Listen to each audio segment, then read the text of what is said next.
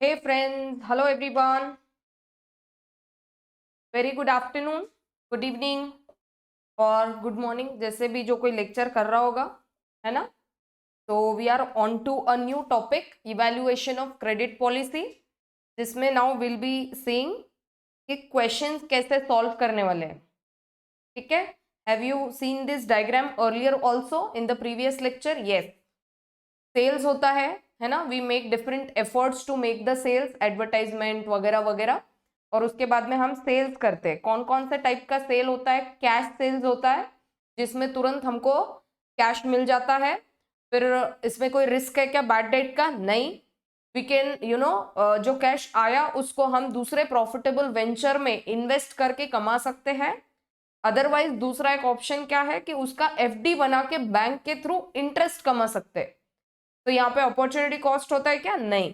तो it is very easy flow अगर cash में सेल्स होता है तो। But the problem is when we make credit sales, and कितना भी कुछ भी कर लो, इससे आप बच नहीं सकते। अगर बिजनेस को ग्रो करना है, if you want to make progress in your business, you have to make credit sales. But we need to think upon कि कौन सा पॉलिसी को अडॉप्ट करे। 30 days, 40 days, 50 days, there are different different policies. You need to, है ना, make the analysis, जिसमें ज्यादा benefit होता होगा वो वाले पॉलिसी को अडॉप्ट करना पड़ेगा। But in credit sales there is risk of, पहली चीज तो क्या हुआ, आपने सेल्स कर दिया लेकिन तुरंत पैसा नहीं आया। लेकिन जो प्रोडक्ट बनाने में आपका कॉस्ट अभी लग चुका है ना, कौन कौन सा कॉस्ट लग चुका है? वेरिएबल खर्चा लग चुका है, फिक्स्ड खर्चा लग चुका है ना। इतना सारा पूरा raw material, WIP, finish product बनने तक सारा आपने खर्चा किया, वो आपसे, आपके जेब से चला गया। लेकिन सेल्स करने के बाद पैसा तुरंत आया क्या? नहीं आया। तो पहली वो चीज की कॉस्ट ब्लॉक हो गया, सारा जितना आपने कॉस्ट इन्वॉल्व किया था आपके सेल्स करने में वो ब्लॉक हो गया। दूसरा, वो ब्लॉक होने की वजह से अपॉर्चुनिटी कॉस्ट मिस कर रहे हैं हम लोग। मतलब अगर सेल कैश में हो जाता तो तुरंत प्रॉफिटेबल वेंचर में हम लोग इन्वेस्ट कर देते। यहाँ पे क्या हुआ, सेल्स हुआ लेकिन तुरंत पैसा नहीं मिल रहा है। पैसा कब मिलेगा? 30 days, 40 days, 50 days के बाद पैसा मिलेगा। Moreover there is a risk of bad debt also. You need to make the provisions accordingly कि आपको कितना परसेंट का उसमें रिस्क लगता है, से 1%, 2%, 4%, 5%, है ना। क्वेश्चंस वाइज अभी देखेंगे, आपको बहुत ज्यादा अच्छे से समझेगा वो। और दूसरा चीज क्या है, इंसान हमेशा ये परेशानी में रहेगा कि भाई कब पैसा आएगा। पैसा आएगा तो कौन से वेंचर में इन्वेस्ट करे, वेंचर में इन्वेस्ट करके कमाए या किसी बैंक में इन्वेस्ट करके रख दे, एफडी बना के रख दे, या किसी मार्केटेबल सिक्योरिटी में हम लोग इन्वेस्ट कर दे जहां से हमको डिविडेंड मिले, या शेयर का प्राइस बढ़ जाएगा तो हम लोगों को उतना प्रॉफिट रियलाइज हो जाएगा। तो कंटिन्यूअसली माइंड में कुछ ना कुछ चालू है। और कैश अगर रिसीव हो गया तो फिर तो प्रॉब्लम ही नहीं है। और ये क्या है, मेनली अगर छोटा मोटा कोई बिजनेस करता है ना तो वो कैश का ही सोचता है। लेकिन अगर किसी को बड़े प्रॉफिटेबल वेंचर पे या प्रॉफिटेबल बिजनेस पे काम करना है तो सबसे ज्यादा जो इन्वेस्टमेंट होता है ना वो डेटर में होता है। मतलब क्या, प्रोडक्ट बेच के अगर आप, है ना, क्रेडिट पॉलिसी पे अच्छे से काम करेंगे तो आपका बिजनेस भी अच्छा चलेगा, कैश भी जल्दी रियलाइज होगा, and you have to make the arrangements for this opportunity cost, है ना, bad debt risk and all. फिर उसके लिए अलग अलग कॉन्सेप्ट है, फैक्टरिंग एंड ऑल। ठीक है, तो अभी हम लोग जाने वाले क्वेश्चन एंड आंसर्स पे ऑफ दिस पर्टिकुलर टॉपिक। तो our first question is question number 10, but before that I want to discuss upon the format. अभी देखो, जो जो अभी डायग्राम में पढ़ा है उसको मैं यहाँ पर ये ना लिख के पढ़ा रही हूँ। अभी यहाँ पे सेल्स किया, कैश में सेल्स हुआ, क्रेडिट में सेल्स हुआ। प्लीज थोड़ा ध्यान दे दो, I am not going to repeat this again. ठीक है, तो keep your eyes, mind and all your body organs into a, इस क्या बोलते हैं जिसको, सेंसिबल स्टेट, कि आप पूरा समझ पाओ अच्छे से। ठीक है, देखो, थोड़ा सा इमेजिनेशन स्टेट में जाओ। समझो आप कोई बिजनेस पर्सन हो, you are making the sales. Cash sales हुआ, कोई टेंशन है क्या? कैश सेल्स हुआ, कोई टेंशन है क्या? कैश आ गया, कैश रिसीव्ड, दिमाग पे कोई तान नहीं है, आपको किसी पर्सन का नाम याद रखने की जरूरत नहीं है, गांव याद रखने की जरूरत नहीं है, कोई आपको बैड डेट का रिस्क है क्या? No risk. और क्या पढ़ा हमने, कहीं पे अपॉर्चुनिटी कॉस्ट मिस्ड हो रहा है क्या? अपॉर्चुनिटी कॉस्ट लग रहा है क्या कहीं पे? नहीं।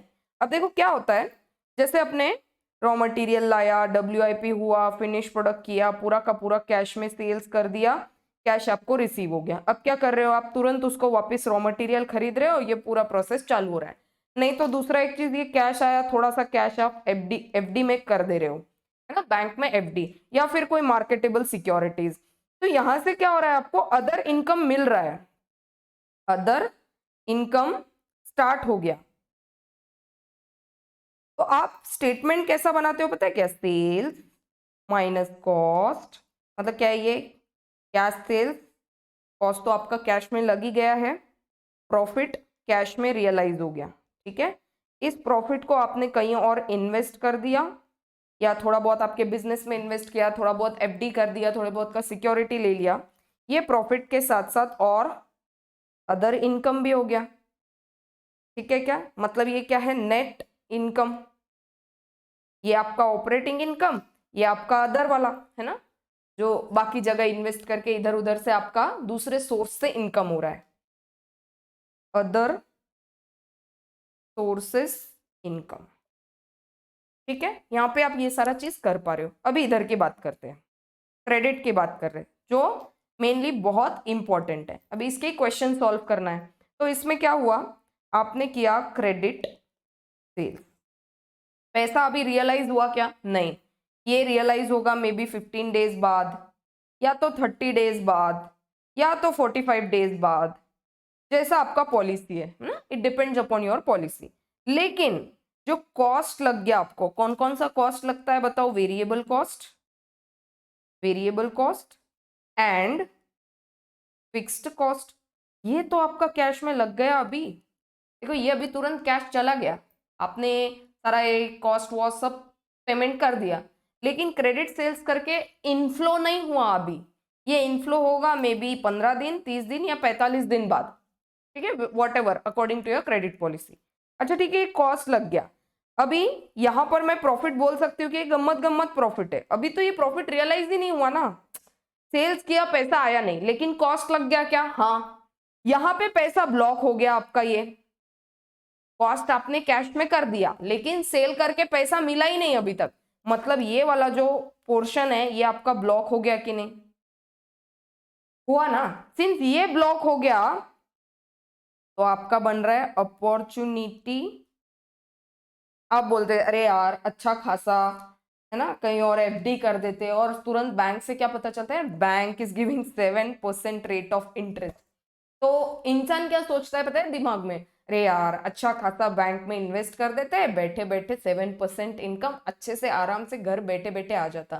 फालतू में यार ये सेल्स किया, उसके बाद में ये पूरा है ना कॉस्ट तो लग गया, अभी ये लोग पेमेंट नहीं कर रहे, ऊपर से ये भी रिस्क है कि ये लोग पैसा देंगे कि नहीं, बैड डेट तो नहीं करेंगे, तो यार अपॉर्चुनिटी कॉस्ट हो गया। नहीं तो आपको क्या लगता है पता है? आपका फ्रेंड आता है, ये एक नंबर 1 क्या है कि FD, नंबर 1 क्या है? FD, बैंक के थ्रू ये पता चल रहा है कि 7% बैंक रेट ऑफ इंटरेस्ट दे रही है। नंबर 2 क्या होता है? आपका फ्रेंड आया आपके पास, बोलता है यार एक वेंचर चालू करना है, एक वेंचर चालू करना है जो ना ऐसा समझो कि हम लोगों को मेनली 2 लाख रुपीज का इनकम दे सकता है, लेकिन आप अगेन क्या रिग्रेट कर रहे हो? यार अभी तो पैसा है ही नहीं ना, पैसा तो इधर ब्लॉक हो गया है, ये देखो कि खर्चा करके रख दिया, लेकिन सेल करने के बाद अभी तक डेटर्स ने पेमेंट नहीं किया ना। तो ये कॉस्ट जो है, variable cost and fixed cost, जो आपने ऑलरेडी इनकर कर लिया है, पैसा ब्लॉक हो गया। तो आप आपके फ्रेंड को क्या बोलते हो पता है क्या? यार there is no money now, एक तो पहले वेट करना पड़ेगा कि ये डेटर्स पैसा दे दे, उसके बाद हम लोग वेंचर में इन्वेस्ट कर सकते हैं, अभी तो पैसा नहीं है, या तो फिर मुझे बैंक से लोन लेना पड़ेगा, which I am not able to. अभी मैं उसके कंडीशन में नहीं हूं कि बैंक से लोन लेके इस वेंचर में स्टार्ट करूं। पहली बात तो डेटर्स ही रियलाइज नहीं हो रहे। तो आपका क्या हो गया पता है क्या? आइदर एक ये ऑप्शन ये हाथ से छूट गया, ये वाला ऑप्शन ये हाथ से छूट गया, इसको बोलते हैं अपॉर्चुनिटी कॉस्ट। बैंक के थ्रू FD से इंटरेस्ट कमाना या किसी दूसरे वेंचर में इन्वेस्ट करके पैसा कमाना, ये आप इसमें कर सकते हो कि कैश में। हाँ ये देखो आपने यहाँ पर ऐड कर दिया other income, profit, operating profit में अदर इनकम ऐड कर दिया। ऐसा आप यहाँ पे कर सकते हो क्या? ऐसा आप यहाँ पे कर सकते हो क्या? नहीं ना, अदर इनकम कमाए कहां से जबकि अपॉर्चुनिटी कॉस्ट अपना एक कॉस्ट में ही ब्लॉक हो गया। तो ठीक है, तो अपना दो क्या कॉस्ट, अभी क्या क्या कॉस्ट लग गया देखो आपको, पहले ऊपर लिखना पड़ेगा credit sales minus variable cost minus fixed cost. अच्छा वो करके प्रॉफिट जितना बहुत बच रहा होगा वो प्रॉफिट, ठीक है, अभी तक वो प्रॉफिट तो रियलाइज हुआ नहीं। और आपके दिमाग में क्या चल रहा है यार, वहां से एफडी से कमा लेते, नहीं तो वेंचर से कमा लेते, बट कमाया क्या, अपन क्या बोल रहे हैं इसको, अपॉर्चुनिटी कॉस्ट, कमा लेते, कमाया क्या नहीं, उसको हम लोग क्या करेंगे माइनस करेंगे, ये अपॉर्चुनिटी कॉस्ट भी हमारा कॉस्ट ही है, ठीक है। इसके उपरांत एक और टेंशन, किस चीज का टेंशन, बैड डेट। अगर बैड डेट हो गया तो आपको प्रोविजन क्रिएट करके रखना पड़ेगा कि नहीं, तो आपको क्वेश्चन में दिया रहेगा 1% बैड डेट होता है, 2% बैड डेट होता है या 3% बैड डेट होता है ना। तो आपको दो चार ऑप्शंस क्या रहेंगे, एक तो प्रेजेंट पॉलिसी या फिर फर्स्ट पॉलिसी में हो सकता है कि प्रेजेंट पॉलिसी 30 डेज का था, अब जो नेक्स्ट पॉलिसी आएगा वो 40 डेज का आएगा, है ना, तो आपको 40 डेज का वर्किंग करना पड़ेगा। नेक्स्ट पॉलिसी में बोलेंगे 50 डेज का, पूरा अपने को है ना नेट बेनिफिट निकालना है, नेट बेनिफिट, और जहां पे भी नेट बेनिफिट ज्यादा आएगा वो वाला पॉलिसी हम लोगों को क्या करना है, कंसिडर करना है, ठीक है। जब भी क्रेडिट सेल्स करेंगे तो हम लोगों को है ना, लोगों को बता देना है आप 30 डेज में पेमेंट करो, 40 डेज में करो या 50 डेज में करो। तो पहले नेट बेनिफिट पता करेंगे और फिर लोगों को एक पॉलिसी हम लोग देंगे कि इतने दिन में आप पेमेंट करो।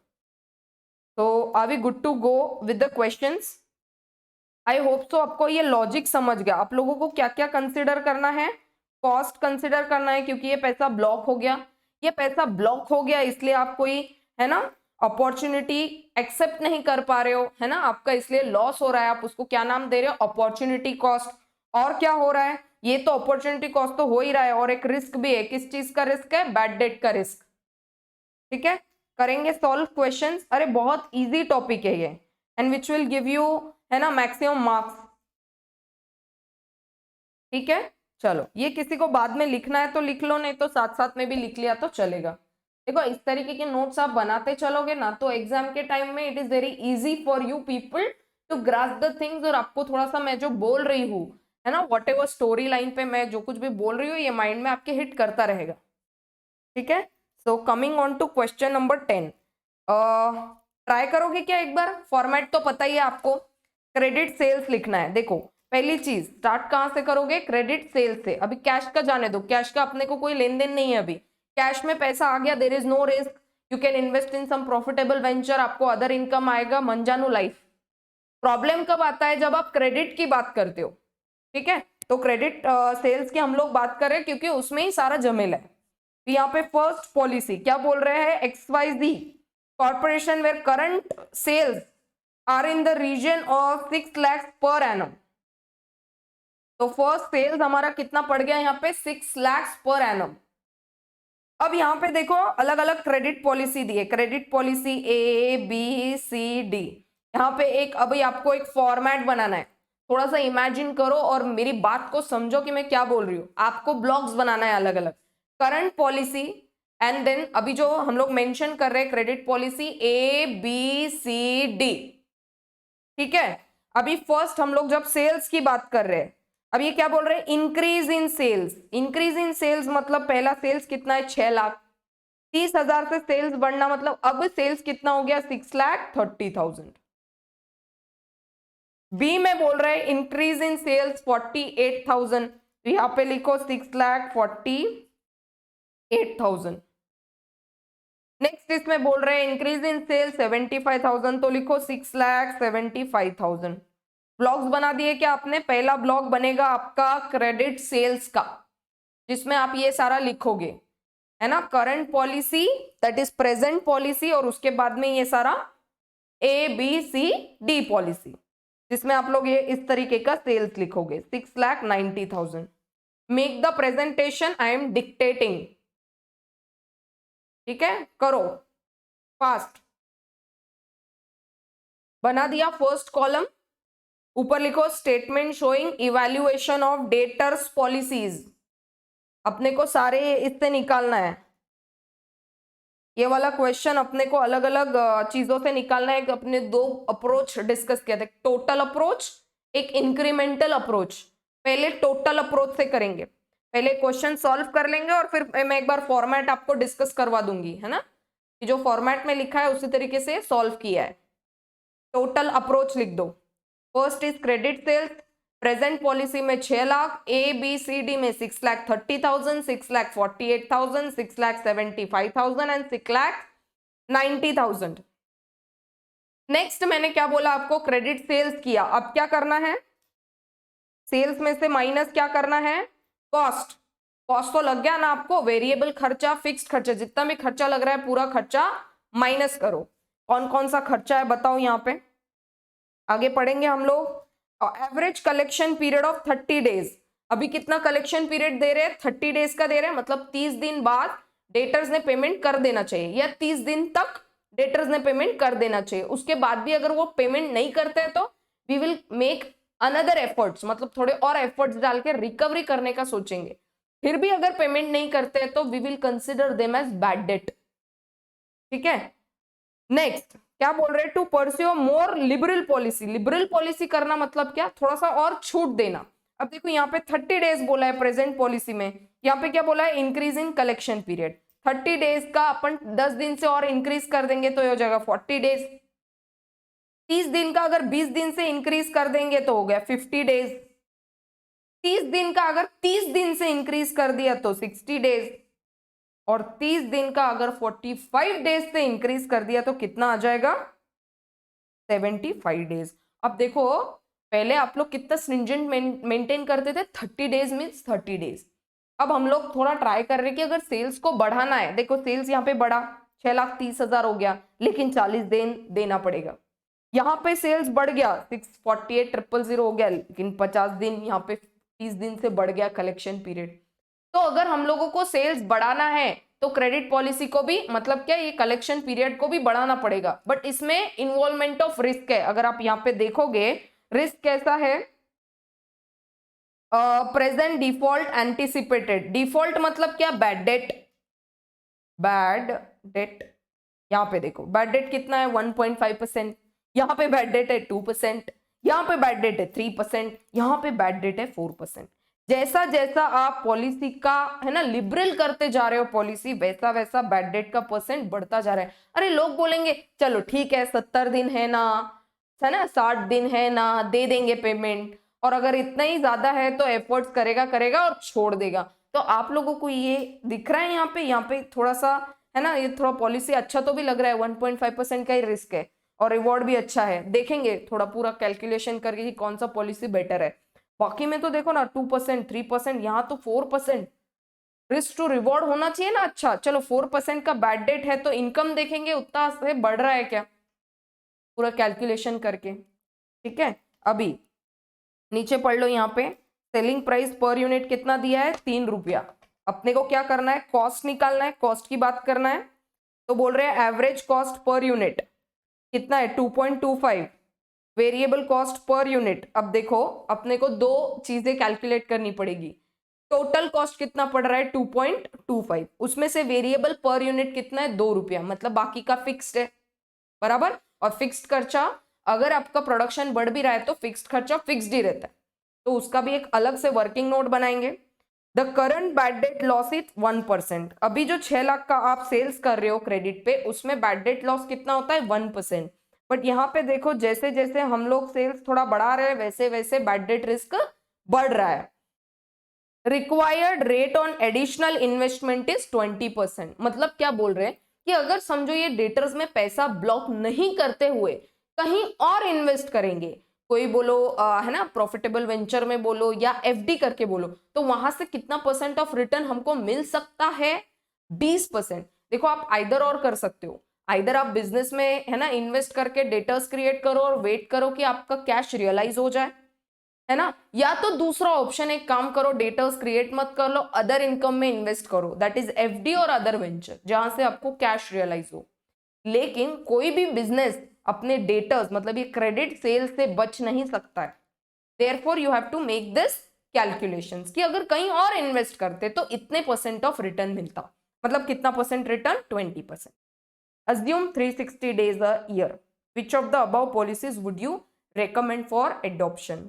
अब एक एक कैलकुलेशन करें क्या, चलो आ जाओ इधर। लिखेंगे, ऊपर हेडिंग डालो, ऊपर हेडिंग डालो, क्वेश्चन नंबर पुट करो, पेज नंबर पुट करो। यहां पर आपको डालना है a, statement showing evaluation of debtors policy. इसी को नाम क्या देते हैं? और क्रेडिट पॉलिसी। कौन सा अप्रोच यूज कर रहे हैं अभी? Total approach. पहले क्या लिखने वाले हैं हम लोग? सेल्स। सेल्स ऊपर डालना है आपको प्रेजेंट पॉलिसी। कितने दिन का है प्रेजेंट पॉलिसी? 30 डेज, क्वेश्चन में मेंशन किया था। ठीक है, फिर उसके बाद में है ए, बी, सी, डी। यहाँ पे कितना कितना दिन है बताओ? डेज। यहाँ पे है 40 डेज, यहाँ पे है 50 डेज, 60 डेज एंड 75 डेज। ठीक है, लिबरल पॉलिसी कर रहे हैं हम लोग। फिर अब लिखोगे आप सेल्स। कितना कितना दिया है बताओ? प्रेजेंट पॉलिसी में 6 लाख, यहाँ पर ए में दे दिया 30,000 से इंक्रीमेंट होगा मतलब 630। यहाँ पे होगा 48 से इंक्रीमेंट मतलब 6,48,000। यहाँ पे होगा 75,000 से इंक्रीमेंट और यहाँ पे होगा 90,000 से इंक्रीमेंट। अब सेल्स में से माइनस करेंगे कॉस्ट।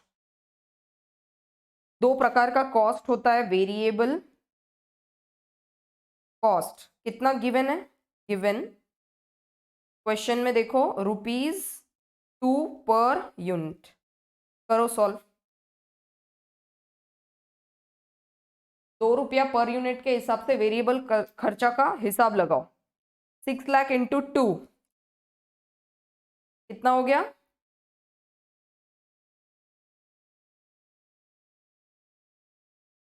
यहाँ पे वर्किंग नोट बनाओ।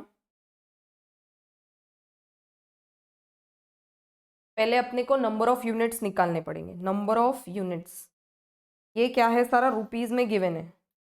This is rupees, rupees, rupees. Direct 6 lakh into नहीं करेंगे, पहले नंबर ऑफ यूनिट्स निकालने पड़ेंगे। अपने को क्वेश्चन में सेलिंग प्राइस गिवन है क्या? Selling price given ₹3 per unit, बराबर है। तो नंबर ऑफ यूनिट्स निकाल दो। Present policy A, B, C, D. तो 6 lakh divided bye 3, 6,30,000 divided by 3, 6,48,000 divided by 3, 6,75,000 divided by 3 and 6,90,000 divided by 3। Number of units निकाल दो पहले। ठीक है, कितना बनेगा बताओ जल्दी से?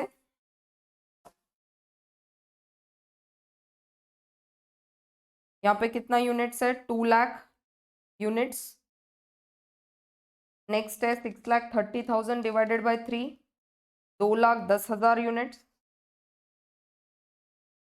Next 6,48,000 divided by 3, 2,16,000 units. Next 675,000 divided by 3, 225,000 units. Next 6,90,000 divided by 3, 2,30,000 units. पहले मैं लिख देती हूँ यहाँ पे number of units, number of units 2, 210,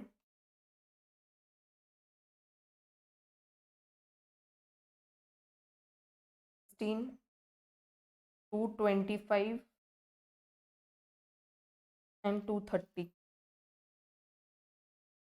units आ गया। अभी पर यूनिट वेरिएबल खर्चा दिया है तो इंटू 2 कर दो। 2 लाख इंटू 2 कितना बनेगा variable cost? 4 lakh. 2,10,000 into 2, 4,20,000। 2,16,000 into 2, 4,32,000। 225 into 2, कितना 4,50,000, 2,30,000 units into 2 4,60,000 variable cost. Fixed cost करेंगे वर्किंग नोट नीचे आ जाओ। फिक्स्ड कॉस्ट प्रेजेंट पॉलिसी में सेल्स कितना बोला है 6 लाख, तो सेलिंग यूनिट्स कितने हो गए 6 lakh divided bye 3 that is 2 lakh units. अब इसमें से पहले वेरिएबल कॉस्ट निकाल देंगे 2 lakh units into 2 that is 4 lakh. Correct है। अभी अपने को निकालना है फिक्स्ड कॉस्ट। टोटल इन्होंने कॉस्ट कितना बोला था टोटल कॉस्ट 2 पॉइंट क्वेश्चन में देखकर बताओ 2.25 दिया है। टोटल कॉस्ट कितना बोला है 2.25, जिसमें से वेरिएबल खर्चा कितना का है 2 रुपए का, मतलब बैलेंसिंग फिगर 0.25। ये क्या है फिक्स्ड कॉस्ट है। नंबर ऑफ यूनिट्स कितने थे 2 lakh, 2 lakh into 0.25 50,000 is our fixed cost. Present policy के हिसाब से फिक्स्ड कॉस्ट को हम इफेक्ट देंगे। कॉस्टिंग को याद करना तो आपको थोड़ा समझेगा। वेरिएबल खर्चा तो जैसे जैसे नंबर ऑफ प्रोडक्ट्स बनेंगे वैसे वैसे वेरिएबल खर्चा बढ़ेगा, लेकिन फिक्स्ड कॉस्ट बढ़ता है क्या नहीं, सेम रहेगा। तो ये फिक्स्ड खर्चा हम हर जगह पे सेम रखेंगे। फिक्स्ड कॉस्ट इज सेम 50,000 50,000 50,000 हर जगह पे, अनटिल एंड अनलेस वो बोल दे कि है ना इतना नंबर ऑफ यूनिट्स में हम लोग इतने से खर्चा बढ़ाएंगे। कहीं पे कुछ मेंशन किया क्या कि है ना प्रेजेंट सी पॉलिसी में 20,000 से फिक्स्ड कॉस्ट बढ़ गया, बोला क्या कहीं पे नहीं। तो अगर कुछ नहीं दिया तो वी विल अज्यूम हर जगह पे फिक्स्ड कॉस्ट इज सेम। ठीक है ऑल राइट। अभी फिक्स्ड कॉस्ट का बात हो गया, डायग्राम में जाओ। अब क्या बात करेंगे, अब क्या बात करेंगे, पहले बैड डेट ले लेते हैं। सेल्स किया उसमें बैड डेट का रिस्क है, तो पहले बैड डेट को एडजस्ट करेंगे। चलो कर दो बैड डेट को एडजस्ट।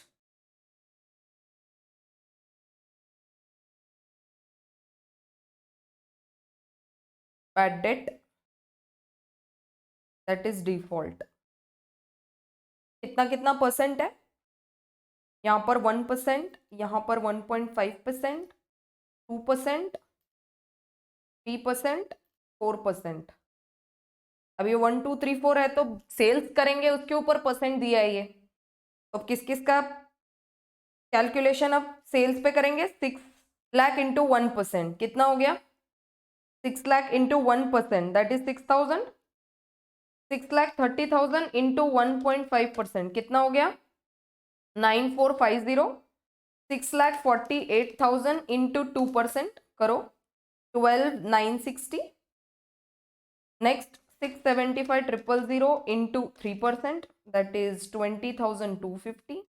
नेक्स्ट करो 6,90,000 इंटू 4% दैट इज 27,600। डन। ये हो गया मोटा मोटी अपना सेल्स से रिलेटेड चीजें, मतलब सेल्स किया अपने को कॉस्ट लग गया, उसके बाद में एक रिस्क है बैड डेट का। इससे अपने को क्या निकल जाएगा नेट बेनिफिट।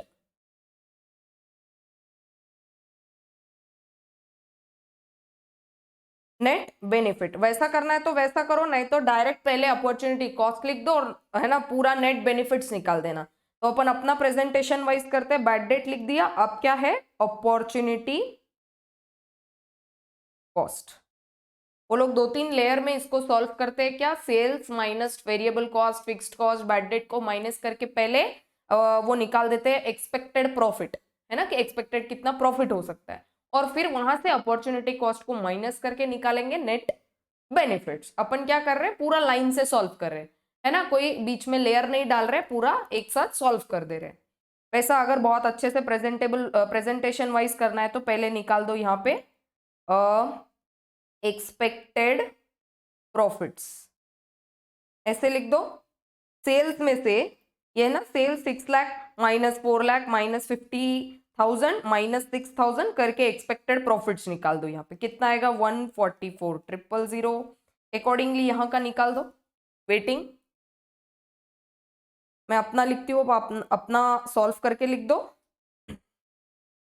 153,040, 154,750, 152,400।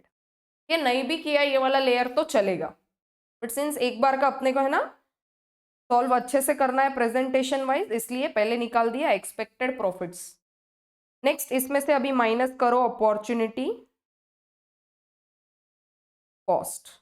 मतलब कि अगर अपना आपका फ्रेंड आया था, देखो आपको बोलने अरे प्रॉफिटेबल वेंचर है इन्वेस्ट करोगे क्या, अरे आप बोलोगे यार इतना खर्चा किया और सेल्स किया लेकिन सेल करके अभी तो पैसा मिला ही नहीं है, पर मेरा पॉकेट जो खर्चा हो गया था ना वो वेरिएबल कॉस्ट और फिक्स्ड कॉस्ट का, वो मेरा यार उधर ब्लॉक हो गया। अपन ने देखो लिखा यहाँ पे ये वाला जो अपना ये कॉस्ट हो गया, ये जो कॉस्ट हो गया ये क्या हो गया है ब्लॉक। सेल करके पैसा आया नहीं लेकिन खर्चा तो हमने कर ही दिया, खर्चा में पैसा ब्लॉक हो गया। तो कौन कौन सा cost, variable cost and fixed cost, मतलब ये दो चीजें हमारी ब्लॉक हो गई। प्रॉफिट का अभी विचार नहीं कर रहे हैं ना, प्रॉफिट तो तब रियलाइज होगा जब हमने को डेटर्स पैसा देगा, लेकिन नेट खर्चा तो लग गया ना। देखो आप कोई 100 रुपए की चीज लेके आते हो, आप क्या बोलते हो कि मुझे बेचना है बेचना है बेचना है, 120 में बेचूंगा। आपने ऐसा बहुत एनर्जेटिक करके बहुत सारे प्रोडक्ट्स मंगा लिए, 100 प्रोडक्ट्स मंगा लिए, अभी तक बिके नहीं, या बिके भी तो क्या हो गया लोगों ने उधारी पे लेके चले गए। तो आप क्या बोलोगे, भाई मेरा 120 रुपए का मैंने बेचा तो है लेकिन अभी तो मेरे जेब से कितने का खर्चा गया है, 100 रुपया पर प्रोडक्ट, सही है कि नहीं। ऐसे आपने 10 प्रोडक्ट्स बेचे, आप क्या विचार कर रहे हो अभी पता है क्या, आपके थॉट प्रोसेस में क्या है, 100 का प्रोडक्ट खरीदा, 10 प्रोडक्ट्स मैंने बेचा क्रेडिट पे, मेरा 1000 रुपया तो मतलब क्या हो गया, ब्लॉक हो गया। प्रॉफिट आपका ब्लॉक नहीं हुआ, वो जो 120 ऊपर का जो 20 आप ऐड कर रहे हो ना वो आपका प्रॉफिट है, वो आपका इन्वेस्टमेंट नहीं है। इन्वेस्टमेंट नेट में कितना आपका ब्लॉक हो गया अभी के लिए 1000। आप क्या बोलते हो यार ये पैसा अभी तक 10 दिन हो गए कोई पैसा नहीं दे रहा है, 20 दिन हो गया कोई पैसा नहीं दे रहा है, इससे अच्छा तो 1000 का कोई शेयर खरीद लेता, वो 1000 का शेयर एटलीस्ट 1200 1400 1500 का तो हो जाता, ऊपर का 500 मेरा प्रॉफिट होता। वैसे ही आप क्या बोलोगे, ये क्रेडिट पॉलिसी में भाई साहब मेरा वेरिएबल और फिक्स्ड खर्चा ब्लॉक हो गया, चलो उसके ऊपर हम लोग यहाँ पर वर्किंग बनाएंगे। नीचे आ जाओ, अपॉर्चुनिटी कॉस्ट कैसे सॉल्व करेंगे बताओ। I want an answer from everybody. Total cost ये क्या हो रहा है आपका ब्लॉक। अच्छा पूरे साल के लिए हो रहा है क्या, पहली पॉलिसी प्रेजेंट पॉलिसी, फिर उसके बाद में ABCD, बोलो यहाँ पे कितना दिन है, 30 दिन 40 दिन 50 दिन 60 दिन 75 डेज, कितने दिन के लिए। अच्छा 1 ईयर में कितने दिन बोले उन लोगों ने, नीचे क्वेश्चन में दे रखा है 1 ईयर अज्यूम 360 डेज। तो क्या मैं बोलती हूँ, देखो टोटल खर्चा कितना लग गया फिक्स्ड और वेरिएबल प्रेजेंट पॉलिसी में, 4,50,000। वेरिएबल कॉस्ट और फिक्स्ड कॉस्ट दोनों मिला के इतना ब्लॉक हो गया पैसा। कितने दिन के लिए ब्लॉक हुआ, ये पूरा है 360 दिन के लिए। 360 का पूरा ब्लॉक हुआ क्या, नहीं, ब्लॉक हुआ खाली 30 डेज का। तो पहले निकाल दो 30 डेज के लिए कितना, 360 दिन का पैसा ब्लॉक नहीं हुआ है आपका, आपका पैसा ब्लॉक हुआ है 30 दिन का, ठीक है। तो कितना निकाल दो 30 डेज का, वर्किंग करके अगर आप निकालोगे तो 4,50,000 डिवाइडेड बाय 360 इंटू 30, मतलब कितना आ गया वो, निकालो 37,500 रुपीज, ठीक है। इतना आपका क्या हो गया है, ब्लॉक हो गया। इतने का मतलब इतने पे आपको निकालना है अपॉर्चुनिटी कॉस्ट, निकाल दो। अगर ये पैसा आपका ब्लॉक नहीं होता 30 दिन के लिए तो कहीं और इन्वेस्ट करके आप लोग कितना रेट ऑफ रिटर्न कमाते, देखो दिया है क्वेश्चन में 20% का आप रिटर्न कमाते। तो 37,500 का 20% कितना, 7,500, ये आपका हो गया अपॉर्चुनिटी कॉस्ट, लिखो 7,500। सिमिलरली सारों के लिए कैलकुलेट कर दो। पॉलिसी ए कैसा कैलकुलेट करोगे, ऐसे लाइंस पे कैलकुलेट कर दो ना सारा। कॉस्ट कितना लगा यहाँ पे, 4 लाख 70,000 पॉलिसी ए में, this is for 360 days, number of days present A policy में कितना है 40 डेज, यहाँ पे था 30, अब यहाँ पे है 40, 10 डेज से इंक्रीमेंट हो गया, तो कितना आ गया बताओ, 4,70,000 डिवाइडेड बाय 360 इंटू 40, 52,222.22 समथिंग ऐसा कुछ तो आया है। इसके ऊपर अपॉर्चुनिटी लॉस कर रहे हैं 20% कमाने का, इंटू 20%, 10,444.44। अब ये 0.44 हटा दो, राउंड ऑफ करके इट वुड बी 10,444। समझ में आया क्या? यहां से फॉर्मूला बिल्ड कर सकते क्या अपन? फॉर्मूला बिल्ड कर सकते क्या? फॉर्मूला लिखो, क्या लिखा अपन ने? 4,50,000 क्या है आपका टोटल कॉस्ट, इंटू 30 कर रहे हो आप, 30 क्या है collection period, divided by number of days कितना है टोटल 360, देखो डिवाइड बाय 360, वॉट एवर जितना दिन, 300 दिया है तो 300 लेना, 360 दिया है तो 360 लेना, और अगर मंथ्स में डेटा दिया है 12 मंथ्स वगैरह 6 मंथ्स, तो आपको उस तरीके का है ना डिनोमिनेटर में वैल्यूज लेना है। फिर क्या कर रहे हैं हम लोग, इंटू 20%, मतलब ये क्या है into 20%, that is the rate of return. अपन क्या कर रहे हैं, rate of return 20 divided by 100। For example अपन ने ऐसे ही सॉल्व किया कि ये 4,50,000 into collection period 30 days divided by 360 into 20 by 100। क्या यही फॉर्मेट अपन ने हर जगह अपनाया है अभी जो सॉल्व किया उसमें? अरे बोलो यारो, देखो आप लोग लॉजिकली पढ़ो, लॉजिकली पढ़ोगे तो कभी भूलोगे नहीं, फॉर्मूलाज सॉल्व करने के बाद बिल्ड होते हैं।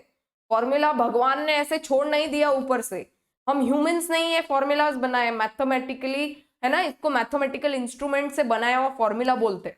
फॉर्मूला से क्या हेल्प होती है, आपने एक बार लर्न कर लिया फॉर्मूला तो है ना, याद रखने की जरूरत नहीं है, कौन से ध्यान रखने की जरूरत नहीं है, formula put the figures get the answer. लेकिन ये चीज नहीं करो, क्योंकि आज एग्जाम तो पास कर लोगे वैसे, वो भी कंफ्यूज स्टेट ऑफ माइंड में, लेकिन आगे प्रॉब्लम होगी, तो लॉजिकली पढ़ो। और वो मैं पूरा ट्राई कर रही हूँ कि आप लोगों को फीड इन डायरेक्ट ऐसे नहीं करूँ कि ये है फॉर्मेट, ऐसा सॉल्व कर दो, ये है फॉर्मूला और पुट द आंसर, है ना, put the figures and get the answer. मेरा वो स्ट्रैटेजी ही कभी रहा नहीं है, बीट कॉस्टिंग, बीट एफएम और बीट ओएमएसएम, ठीक है। तो थोड़ा सा माइंड को ऐसा स्ट्रेस देके ये सारी चीजें इधर डालो। चलो सिमिलर लाइंस पे solve it for A B C D, सबके लिए सॉल्व करके अपॉर्चुनिटी कॉस्ट बताओ मुझे, और जो मैं लिख रही हूं यहां से मैच कर लो, आपका आंसर भी ऐसा आया है क्या, ठीक है। राउंड ऑफ में आता है तो उसको nearest to the 10 value round off करके लिख दो, सबका आंसर्स मैच होना चाहिए। हो गया? अपॉर्चुनिटी कॉस्ट, एक्सपेक्टेड प्रॉफिट में से अपॉर्चुनिटी कॉस्ट को माइनस कर दो, और अगर ये एक्सपेक्टेड प्रॉफिट का कॉलम नहीं बनाते तो अपन क्या करते, sales minus cost minus bad debt minus opportunity cost, नीचे आपको लिखना है नेट बेनिफिट्स। यहाँ पे उन्होंने सिंपली क्या किया है, नंबर्स डाल दिए, सेल्स को डाल दिया ए, फिर है ना ये पूरा एक्सपेक्टेड प्रॉफिट, सॉरी एक सेकेंड, ऐसा प्रेजेंटेबल लिखते हैं इसको, पूरा सॉल्विंग एक्सपेक्टेड प्रॉफिट ए, अपॉर्चुनिटी कॉस्ट बी और नेट बेनिफिट सी, मतलब ए माइनस बी। एक्सपेक्टेड प्रॉफिट में से अपॉर्चुनिटी कॉस्ट माइनस, नहीं तो आप क्या करो, सीधा सीधा ए बी सी डी ऐसा कर दोगे तो भी चलेगा, और लास्ट में क्या करना, ए माइनस बी माइनस सी माइनस डी, ठीक है। नेट बेनिफिट्स निकाल दो आंसर, नेट बेनिफिट्स 136,500 है ना, 144,000 माइनस 7,500, तो 136,500, यहाँ पर आंसर 104,106, यहाँ पर आंसर 139,651, यहाँ पे आंसर 138,083, यहाँ पे आंसर 131,150। कहाँ पे आपको मैक्सिमम प्रॉफिट दिख रहा है? मैक्सिमम, सॉरी यहाँ पर मिस्टेक हो गया, यहाँ पर 140,106। कहाँ पर मैक्सिमम प्रॉफिट दिख रहा है? देखो ये 136, 139, 138, 131। सबसे लीस्ट बोलो कहाँ पे? सबसे लीस्ट यहाँ पे है, बेकार, नो। उससे थोड़ा ज्यादा प्रॉफिट कहाँ पे हो रहा है? यहाँ पे हो रहा है। उससे थोड़ा ज्यादा और यहाँ पे हो रहा है। उससे थोड़ा ज्यादा यहाँ पे हो रहा है। मैक्सिमम प्रॉफिट यहाँ पे हो रहा है। मैक्सिमम प्रॉफिट कहाँ हो रहा है? देखो, ये तो कंसिडर ही मत करो, देखो ना, फालतू में। यहाँ ये तो बिल्कुल ही अडॉप्ट नहीं करना चाहिए। 4% का रिस्क लेके सबसे लीस्ट प्रॉफिट हो रहा है, तो लास्ट वाला तो कभी अडॉप्ट नहीं करना चाहिए। लॉजिकली देखो ना, बेनिफिट देखो 131, 150। हाँ, यहाँ तो भी थोड़ा सोच सकते हैं, यहाँ तो भी हम लोग थोड़ा सोच सकते हैं। इससे तो ज्यादा ही है, प्रेजेंट पॉलिसी में 136,500 है, यहाँ पर तो ज्यादा ही कमा रहे हैं ना। पर सबसे बेस्ट अपॉर्चुनिटी कहाँ मिल रहा है? यहाँ पर। ये अपॉर्चुनिटी कौन सा पॉलिसी है? ये ए वाला पॉलिसी। कितने दिन का पॉलिसी है ये? 40 डेज का। आप लोग कंक्लूजन क्या लिखोगे फिर? Conclusion, recommendation, proposed policy. Proposed policy कौन सा policy? A, increase in collection period by 10 days. पहले कितना था? 30 डेज। अभी सॉरी, हाँ, पहले कितना था? 30 डेज। अब कितना हो गया? 40 डेज, है ना। इंक्रीमेंटल 10 डेज और टोटल डेज कितने हो गए अभी? 40 days. Should be adopted, should be adopted since the net benefits in this policy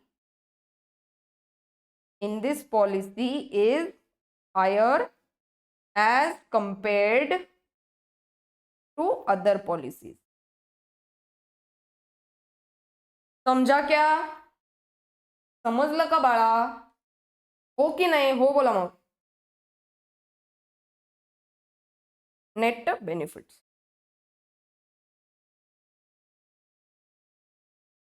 presentation is a matter of choice. लिख लिया क्या आप लोगों ने सबने ये? नेक्स्ट अप्रोच है इंक्रीमेंटल अप्रोच। आपको टाइम दे दो, आप खुद सॉल्व करोगे इंक्रीमेंटल अप्रोच से? अरे करोगे क्या? नंबर बी डालो हेडिंग, इंक्रीमेंटल अप्रोच। सेम लिख दो, present policy A B C D.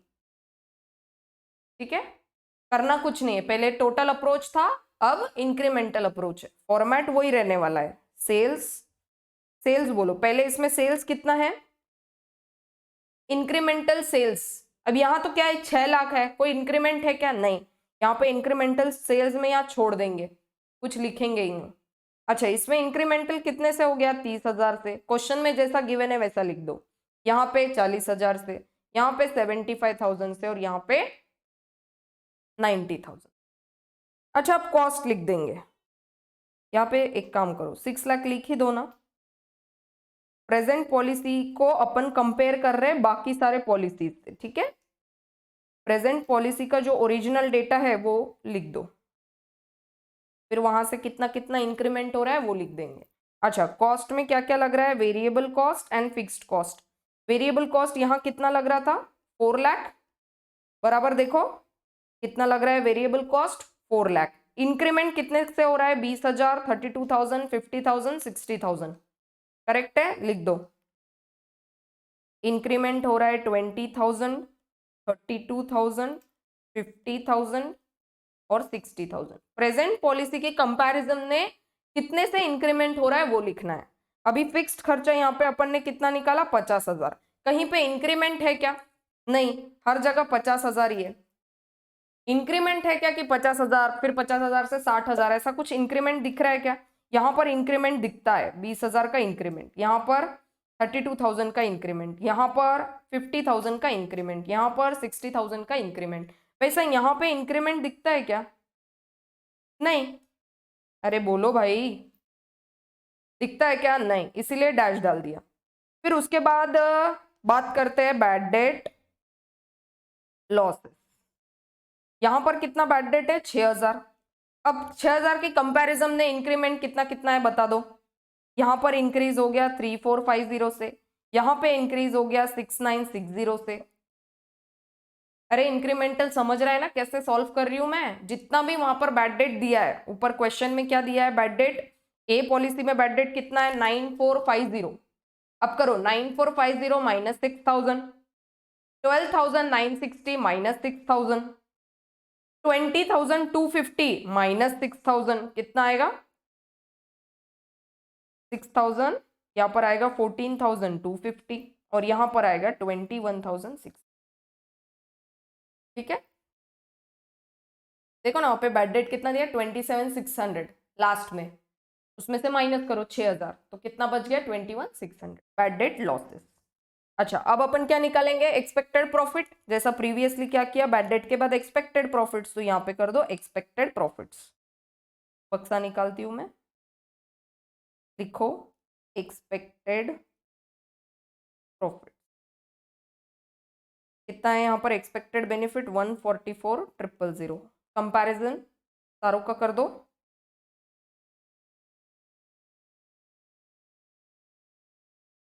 Incremental निकालो ए बी सी डी का। यहाँ पे कितने से आएगा? 150, 150,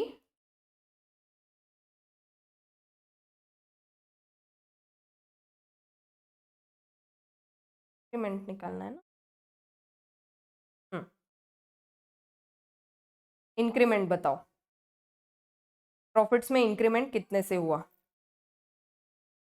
करो 150,550 माइनस 144,000, 6550 लिखो, 6550। यहाँ पर इंक्रीमेंट बोलो 9040, यहाँ पर इंक्रीमेंट 10,750, यहाँ पर increment 8400। Expected profits. Next, opportunity cost. Increment हो रहा है क्या? हाँ, फर्स्ट वाले ब्लॉक में लिख दो 7,500। फिर यहाँ पे इंक्रीमेंट कितने से हो रहा है? 10,444 माइनस 7,500, इंक्रीमेंट हो रहा है 2,944। लिख दो ये नंबर्स वहां पे। 13,389 माइनस 7,500, यहाँ पे हो रहा है इंक्रीमेंट 5,889 से। नेक्स्ट 16,667 माइनस 7,500, 9,167 और यहाँ पर लास्ट में निकाल दो 13,750। ठीक है, आपके बुक में अलग से प्रेजेंटेशन सॉल्व करके किया है, काम नहीं है इतना पूरा है ना तामझाम करने का। पूरा उन्होंने ब्लॉक सॉल्व किया है, उतना करने का काम नहीं है, सीधा सीधा यहाँ से सॉल्व करो। और अगर कंफ्यूजन हुआ ही तो क्या करना हमें, अगर उन्होंने बोला कि भाई टोटल अप्रोच नहीं, आपको करना है कौन से अप्रोच से सॉल्व? इंक्रीमेंटल अप्रोच से, तो आपने पहले क्या कर लेना है? टोटल अप्रोच वाला अपॉर्चुनिटी कॉस्ट निकाल लेना। ठीक है, और फिर उसके बाद में माइनस करते रहना। कोई भी एक मेथोडोलॉजी सीख लिया तो बाकी इजी है। पूरा क्वेश्चन टोटल अप्रोच से सॉल्व मत करो, लेकिन आपका जो ये अपॉर्चुनिटी कॉस्ट है इसका वर्किंग आपने पहले टोटल अप्रोच से सॉल्व कर लेना और फिर यहाँ पे डिफरेंशियल लिख देना। अपॉर्चुनिटी कॉस्ट फर्स्ट ब्लॉक में कितना लिखना है? 7,500 और यहाँ पे लिख दो इंक्रीमेंटल कितना? 2,944, 5,889, 9,167 और यहाँ पे 13,750। करेक्ट है। नाउ एक्सपेक्टेड प्रॉफिट्स में से अपॉर्चुनिटी कॉस्ट माइनस करो। जैसे आपने यहाँ पे वैल्यू दिया है ए माइनस बी, यहाँ पे लिखोगे नेट बेनिफिट्स ए माइनस बी। करो 14 माइनस 7,500 हो जाएगा 136,500। इंक्रीमेंटल लिख दो यहाँ का इसके कंपैरिजन में, नहीं तो यहाँ का भी कर सकते हो डायरेक्टली। यहाँ का इंक्रीमेंट यहाँ का इंक्रीमेंट इंक्रीमेंट डिक्रीमेंट, यहां से देखो ये कम है प्रॉफिट, ठीक है, नहीं तो सीधा सीधा एक काम करो ना, expected profit minus opportunity cost, expected profit minus opportunity cost 6550 minus 2944, कितना आया आंसर 3606, प्रॉफिट है ये प्रॉफिट। अब ये माइनस ये करो 9040 माइनस 5889, यहाँ पर आएगा 3151 प्रॉफिट। करो यहाँ पे 10,750 माइनस 9167, यहाँ पे 1583 का प्रॉफिट। और लास्ट में ये देखो expected profit minus opportunity cost, कहीं और से ज्यादा कमा सकते हैं, बिजनेस करके आप प्रॉफिट कमा रहे हो कितना, मतलब आपका ये जो sales minus cost minus bad debt करके कमा रहे हो 8400, and just imagine opportunity cost FD से आप कमा रहे हो 13,750। आप बोलोगे मेरा दिमाग घास चरने गया था क्या, इससे अच्छा तो इतना तामझाम करने से अच्छा है मैं तो एफडी कर देता, एफडी से मुझे 13,750 मिलता। मैंने लॉस कर दिया, कितने का लॉस कर दिया बताओ, 8,400 माइनस 13,750, मैंने लॉस कर दिया 5,350 का, this is loss, incremental loss. ये पॉलिसी तो कतई वेस्ट, भाई तुम 5,000 के लॉस में जा रहे हो, ऊपर है ना इतना मेहनत कर रहे हो, कॉस्ट कर रहे हो, डेटर्स भी कर रहे हो, बैड डेट का लॉस, रिस्क भी ले रहे हो, और उस पे रिवॉर्ड क्या मिल रहा है, minus, negative, risk to reward ratio ही नहीं है यहाँ पर। हाँ बाकी तीनों को कंपेयर करो यहाँ पे, बाकी तीनों को कंपेयर, सबसे ज्यादा प्रॉफिट कहाँ दिख रहा है तीनों में से, यहाँ पे या यहाँ पे। रैंकिंग अगर करना रहेगा तो कैसे करोगे, नंबर 1 रैंक, नंबर 2 रैंक, नहीं सॉरी, यहाँ पे नंबर 1 रैंक 3606 आ रहे, देखो 3,606 रुपया, नंबर 2 रैंक इसको दोगे 3151, फिर नंबर 3 रैंक इसको दोगे, और इसको तो रैंक ही मत दो, लॉस हो रहा है। कौन सा प्रॉफिट है ना, कौन सा पॉलिसी बेनिफिटेड है, ये वाला, कौन सा पॉलिसी है ये, नंबर ए पॉलिसी। क्या यहां पर भी वही आया था, proposed policy A is to be chosen, same यहां पर स्टेटमेंट लिखो, write down the statement, proposed policy A should be है ना adopted since the net benefits under this policy is higher than those of other policies, लिख दो। पहला approach है total approach, दूसरा अप्रोच है इंक्रीमेंटल अप्रोच, नोट लिख दो, ठीक है। अपने को देखो ये सिर्फ क्या है, बेसिस, प्रपोज्ड पॉलिसी, इसमें बेसिस यूज करना है, जैसा यहां पर लिखा है वैसा पूरा यही स्टेटमेंट लिख देना, sales cost bad debt opportunity cost net benefit, और उसके कंपैरिजन में आगे क्या हो रहा है, इंक्रीमेंट हो रहा है या डिक्रीमेंट हो रहा है वो लिख देना, ठीक है। तीसरा model, another method of solving, अच्छा एक्सपेक्टेड प्रॉफिट, ये एक मेथड ले सकते हैं, मतलब क्या, आपने जो इतना मेहनत किया, सेल्स किया, कॉस्ट लगा, बैड डेट लॉस हुआ, लेकिन कुछ ना कुछ बेनिफिट तो हो रहा है ना, इतना रिस्क टू रिवॉर्ड रेशियो तो मिल रहा है, यहाँ पर आपको ये एक्सपेक्टेड प्रॉफिट हो रहा है, यहाँ पर भी तो एक्सपेक्टेड प्रॉफिट्स हो ही रहा है ना, इंक्रीमेंट बेसिस पे हो रहा है कि नहीं, ये हो रहा है ना, यहाँ पर यहाँ पर यहाँ पर यहाँ पर, ये 4 पॉलिसी आपको एक्सपेक्टेड प्रॉफिट में पॉलिसी में से एक पॉलिसी अडॉप्ट करना है। तो कैसे सॉल्व करेंगे इसको, नंबर है ना, एक 1 2 थर्ड फॉर्मेट क्या है देखो, एक्सपेक्टेड क्यों ले रहे हैं अपन, क्योंकि प्रपोज्ड पॉलिसी है, ए बी सी डी एक प्रपोज्ड पॉलिसी है, रियलिटी में नहीं है, और ये जो नॉर्मल अभी जो ऑनगोइंग पॉलिसी चल रहा है, प्रेजेंट पॉलिसी, ये रियल पॉलिसी है, अभी तक आप ऐसा करते आ रहे थे, 30 डेज का है ना टाइम पीरियड देना, 1% का लॉस हो रहा है बैड डेट का, और ये आगे के जो है ए बी सी डी ये एक्सपेक्टेड पॉलिसीज है, मतलब क्या है, प्रपोज्ड पॉलिसी है, तो एक्सपेक्टेड रेट ऑफ रिटर्न जैसा बजट बनाता है ना उस तरीके का, ए बी सी डी। मुझे बोलो प्रॉफिट्स कितने हो रहे हैं यहाँ पर, एक्सपेक्टेड प्रॉफिट्स, अपॉर्चुनिटी कॉस्ट का बात नहीं करना है, नॉर्मल बिजनेस करके प्रॉफिट्स कितने हो रहे हैं, ये सारे मैं प्रॉफिट्स ले लूं, ये सारे प्रॉफिट्स ले लूं, लिख दो 6550 डिवाइडेड बाय, एक सेकेंड, यहाँ पर आओ नीचे वर्किंग में, ये देखो पहला यहाँ पर 30 डेज का कितना आ रहा था 37,500, यहाँ पर कितना आ रहा था 52,222। नेक्स्ट पॉलिसीज का निकाल दो आप लोग ऐसे, अपने को इंक्रीमेंटल लेना है, जैसे अपन इंक्रीमेंटल प्रॉफिट ले रहे हैं वैसे इंक्रीमेंटल इन्वेस्टमेंट इन रिसीवेबल्स लेना है। तो यहाँ पर आएगा 4 लाख कितना 82,000 डिवाइडेड बाय 360 इंटू 50 कितना आएगा 66,944 बराबर। ये इंक्रीमेंटल है, इंक्रीमेंटल इन्वेस्टमेंट इन रिसीवेबल्स, ये जैसे आ रहा है ना वैसे। फिर नेक्स्ट कौन सा ब्लॉक है अपना 5 lakhs डिवाइडेड बाय 360 इंटू 60 कर दो सॉल्व इट अकॉर्डिंगली।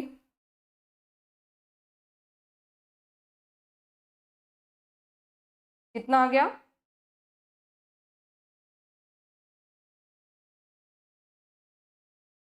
83,333 लास्ट में 5,10,000 डिवाइडेड बाय 360 इंटू 75 कितना 106,250।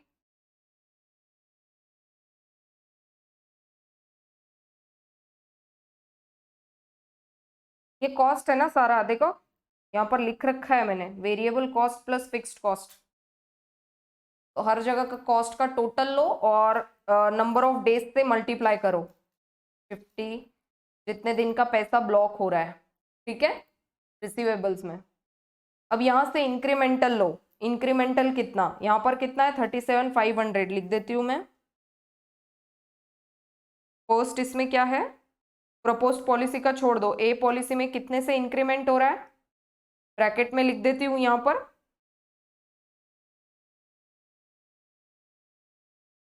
ब्रैकेट में लिखती हूँ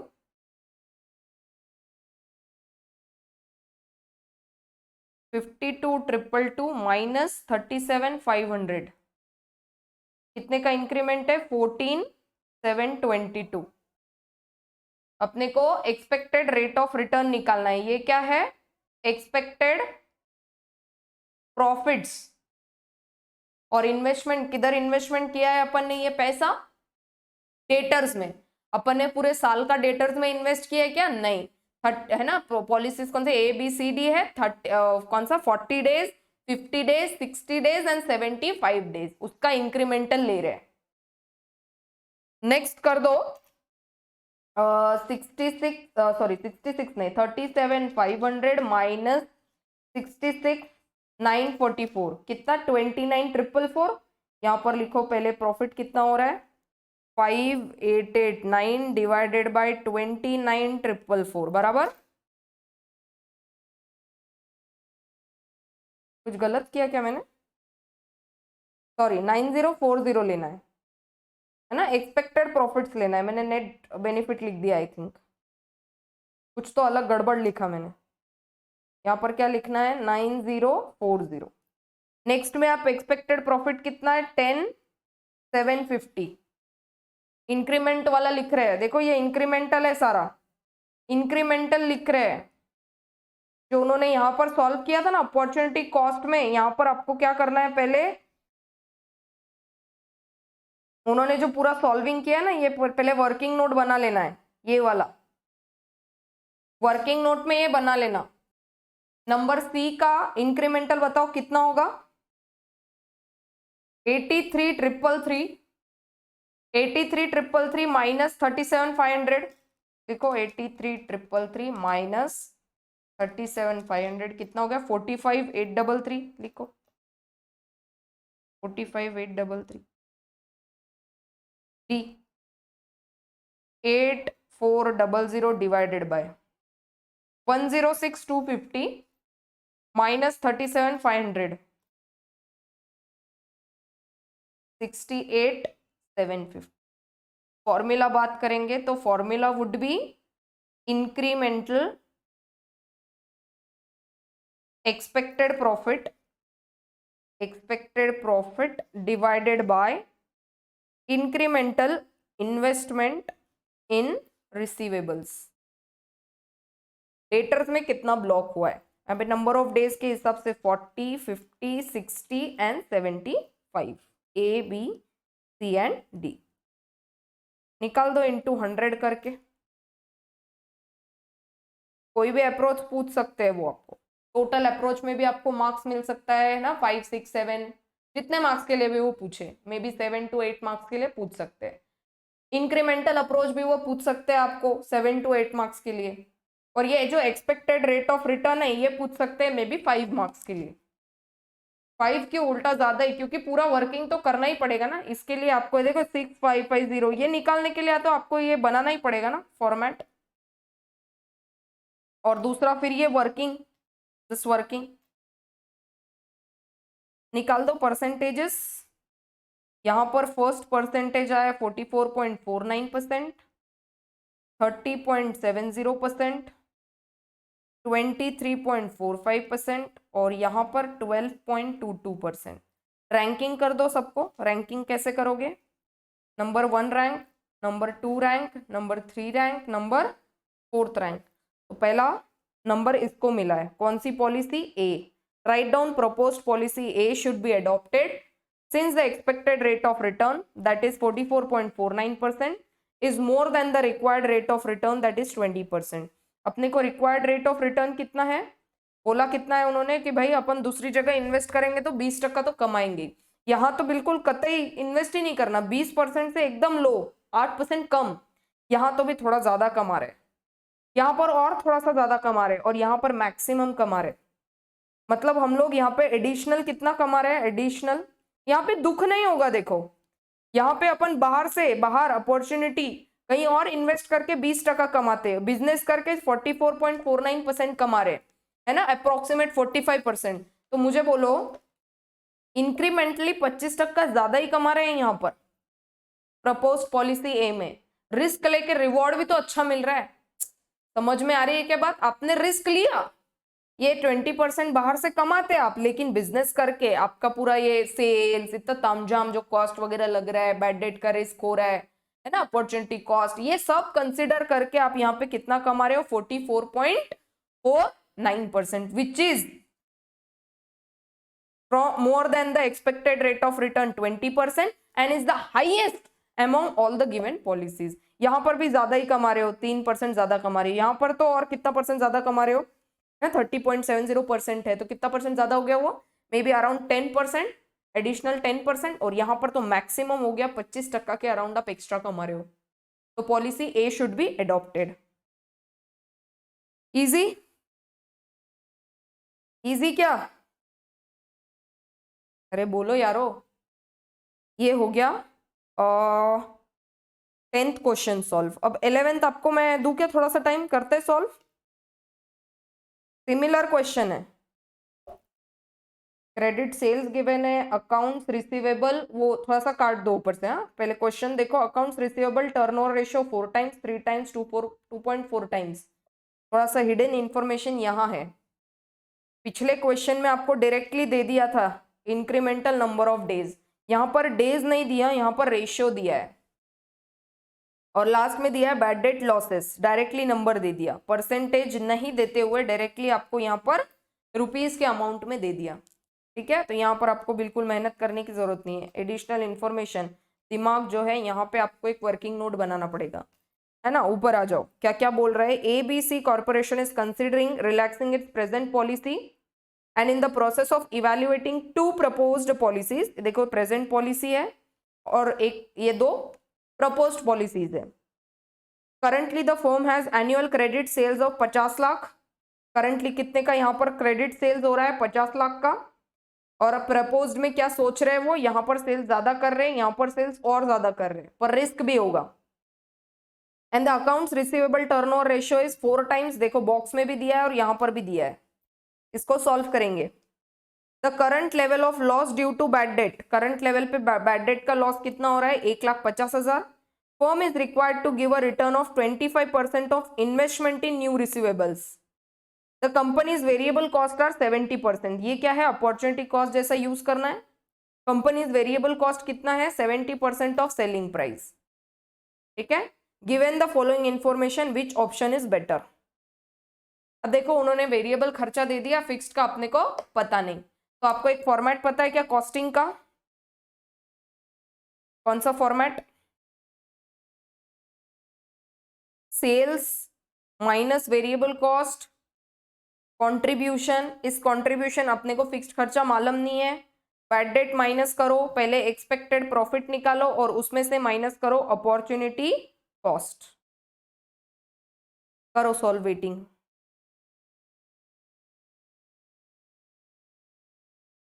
सॉल्व इट वेटिंग। फॉर्मेट बनाओ, सॉल्व करो। सिर्फ इसमें इस क्वेश्चन में क्या है, आपको फिक्स्ड खर्चा नहीं गिवन है, ओनली वेरिएबल कॉस्ट है। वेटिंग प्लीज सॉल्व कर दो।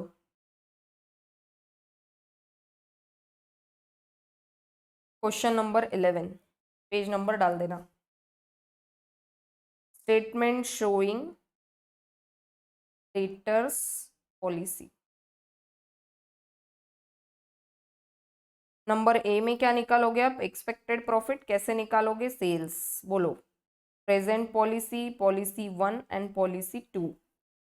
सेल्स कितना गिवन है? 50 लाख, यहाँ पर 60 लाख और यहाँ पर 67,50,000। माइनस कॉस्ट करना है, minus cost, variable cost and fixed cost. ठीक है, फिक्स्ड कॉस्ट तो गिवन ही नहीं है तो डैश डाल दो। वेरिएबल कॉस्ट 70% दिया है तो 70% के हिसाब से निकाल दो। 50 लाख इंटू 70% कितना? 35 lakh. Accordingly 60 lakh into 70% 42 lakh. 67,50,000 into 70% तो निकाल दो 47,25,000। करेक्ट है। सेल्स माइनस वेरिएबल कॉस्ट, तो आप पहले कंट्रीब्यूशन निकालना है तो वैसा, नहीं तो डायरेक्टली माइनस करो बैड डेट। बैड डेट्स कितना कितना परसेंट गिवन है? डायरेक्ट परसेंट का तो कोई बात ही नहीं है, डायरेक्टली अमाउंट्स गिवन है। 1,50,000, 3 लाख, 4,50,000 लिख दो। डायरेक्ट गिवन है, गिवन 1,50,000, लाख, 4,50,000। देखो जैसे सेल्स बढ़ा, यहाँ पर सेल्स बढ़ा लेकिन रिस्क भी तो बढ़ा ना बैड डेट का। अब कर दो एक्सपेक्टेड प्रॉफिट, पहले वाले फॉर्मेट जैसे ही सॉल्व कर रहे हैं। कर दो solve.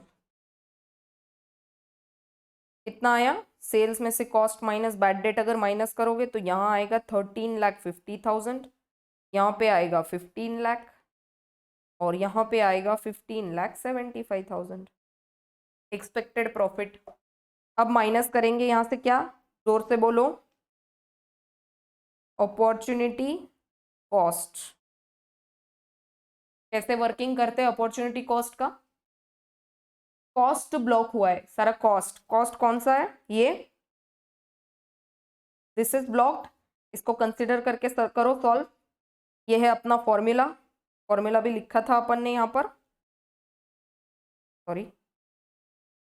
Total cost into collection period divided by 360 into rate of return divided by 100।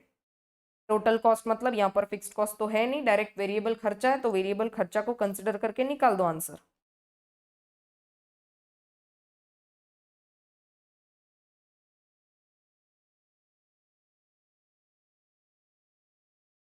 यहीं पे सॉल्व करूं?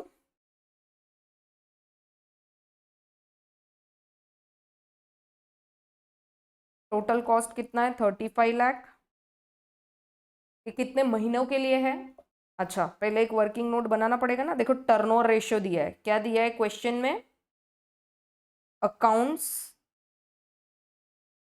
रिसीवेबल टर्नओवर रेशियो, मतलब प्रेजेंट पॉलिसी, इसमें क्या बोला है? 4 टाइम्स। एक साल में 4 बार अकाउंट्स रिसीवेबल का टर्नओवर है, मतलब 4 टाइम्स रिसीव। ऐसा होता है कि भाई एक काम करो, 1 2 3 4 टप्पे में पेमेंट करो। महीने कितने होते हैं हमारे? 12 महीने। देयरफॉर अगर मैं ऐसा लिखूं तो चलेगा क्या? 4 टाइम्स होता है ना। या तो आप अगर फॉर्मेट वाइज बोलोगे तो ऐसे भी लिख सकते हैं हम, x डिवाइडेड बाय, मतलब अपने को मंथ्स नहीं पता अभी, अपने को कितने मंथ्स है ना, x मंथ्स अज्यूम करो, डिवाइडेड बाय टोटल मंथ्स कितने होते हैं 12 मंथ्स, इज इक्वल टू यहाँ पर गिवन है 4 टाइम्स, ये है रेशियो, दिस इज गिवन, अपने को ये नहीं पता, तो सीधा सीधा यहाँ पर क्या कर सकते हो आप, therefore x months is equal to 12/4 4 times, 12/4 times, तो कितना आ गया वो, x मंथ्स मतलब 3 मंथ्स। 3 महीने हो गए कि अकाउंट्स रिसीवेबल होगा, 3 महीने हो गए कि अकाउंट्स रिसीवेबल होगा, 3 महीने हो गए कि अकाउंट्स रिसीवेबल होगा, समझा क्या, समझा क्या। तो प्रेजेंट पॉलिसी में क्या लिखोगे आप, 3 मंथ्स। नेक्स्ट इसमें ऑप्शन 1 में उन्होंने क्या बोला, 3 बार टर्नओवर क्या रहेगा, 3 बार, मतलब पूरे 12 महीने हैं अपने पास में, 3 बार अगर आप अकाउंट्स रिसीवेबल का टर्नओवर रखोगे तो यहाँ पर डिवाइडेड बाय 3 करना, मतलब 4 मंथ्स। देखो पॉलिसी थोड़ी रिलैक्स हो गई क्या, पहले अपन 3 मंथ्स का टाइम पीरियड देते थे, अब कितने का टाइम पीरियड देना चाहते हैं हम लोग डेटर्स को, 4 मंथ्स। अगर आप पिछले क्वेश्चन को अगर देखोगे तो उन्होंने यहाँ पर क्या किया, रिलैक्सेशन पॉलिसी 30 डेज से इंक्रीमेंट करके 40 डेज कर दिया, इंक्रीमेंट करके 50 डेज कर दिया, वैसे ही यहाँ पर they have given the turnover of receivables, तो पहले इसमें उन्होंने 3 मंथ्स दिया है प्रेजेंट पॉलिसी में, नेक्स्ट इसमें अकॉर्डिंगली बढ़ गया, देखो 4 मंथ्स हो गया, 1 महीना से इंक्रीमेंट हो गया, नेक्स्ट इसमें बोल रहे 2.4 टाइम्स, तो 12 डिवाइडेड बाय 2.4 मतलब कितना मंथ्स का अपने को रिलैक्सेशन, मतलब कितना महीने अपन एक्सटेंडेड पॉलिसी का वो क्रेडिट दे सकते हैं डेटर्स को, 12 divided by 2.4 5 months. Present policy कितने का है, 3 महीने का।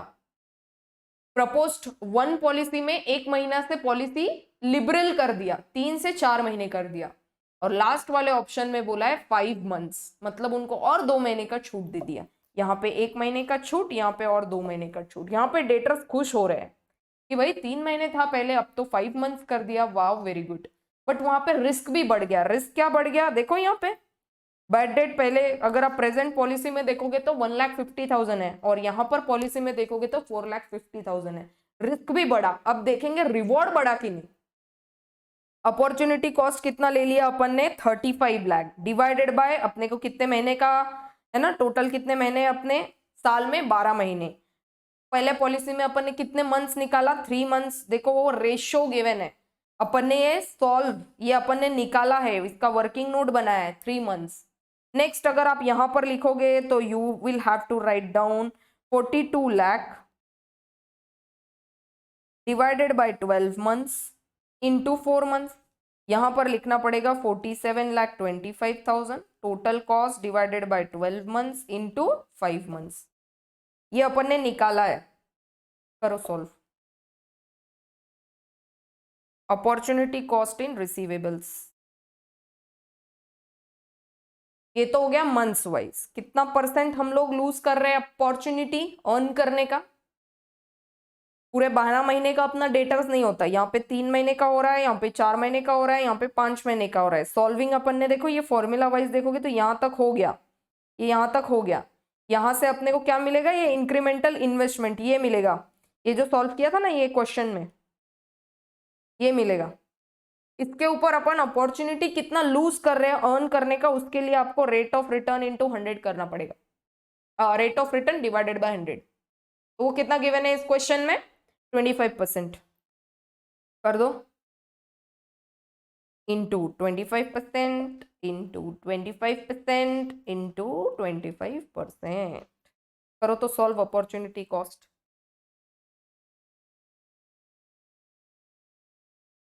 कितना यहाँ पे 2,18,750, 3,50,000 और यहाँ पे 492,188, लास्ट में लिख दो net benefit, expected profit minus opportunity cost. करो सॉल्व वेटिंग। 13,50,000 माइनस 2,18,750 कितना बनेगा यहाँ पे 11,31,250 प्रेजेंट पॉलिसी में।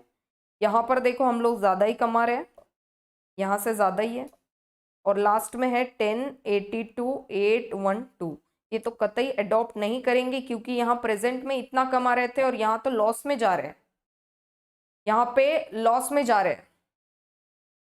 समझ में बन रही है बात?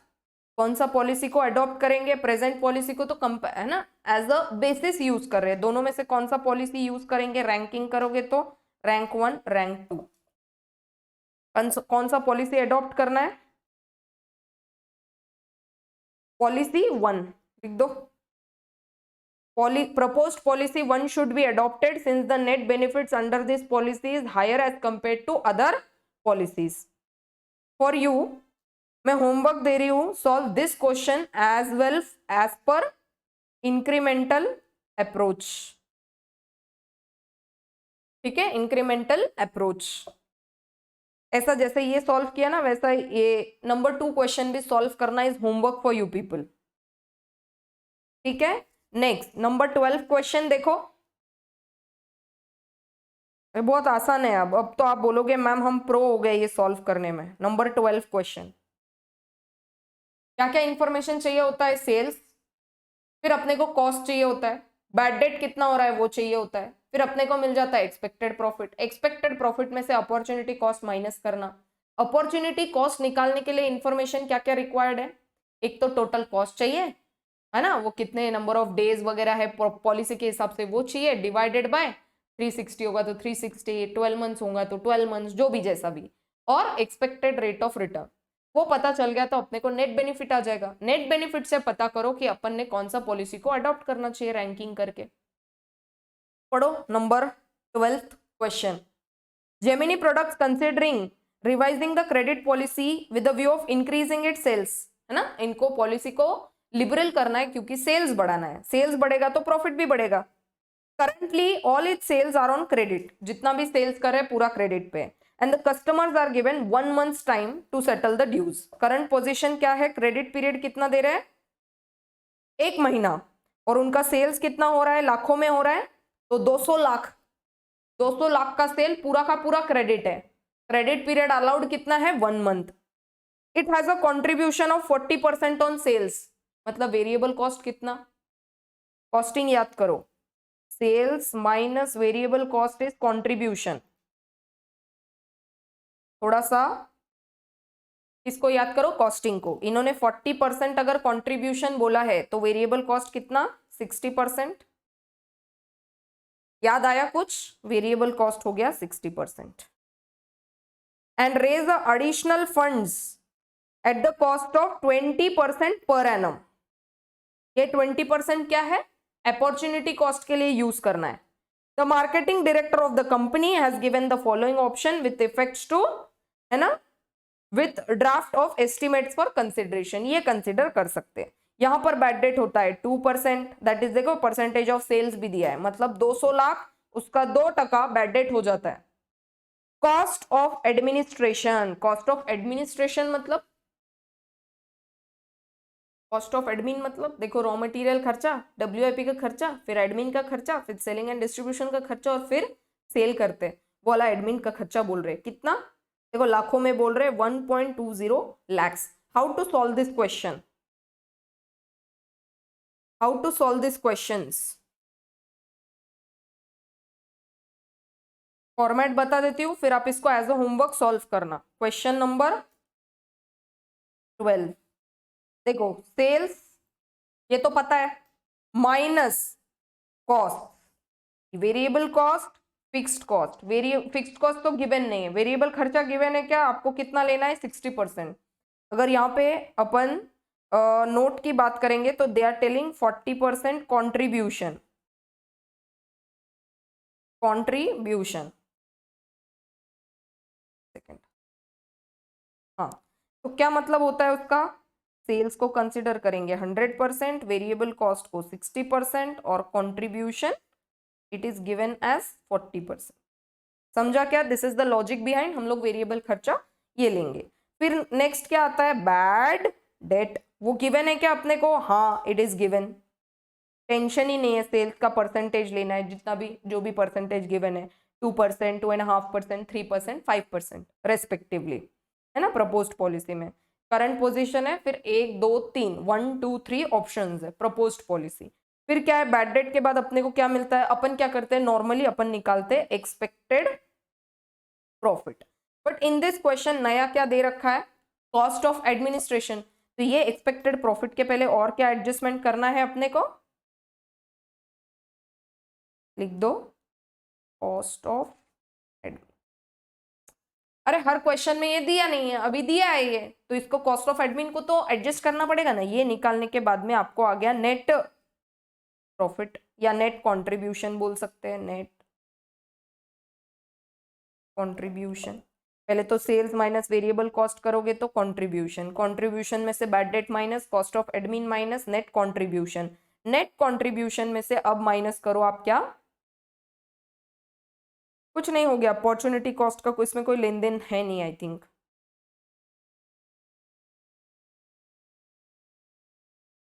करेक्ट है।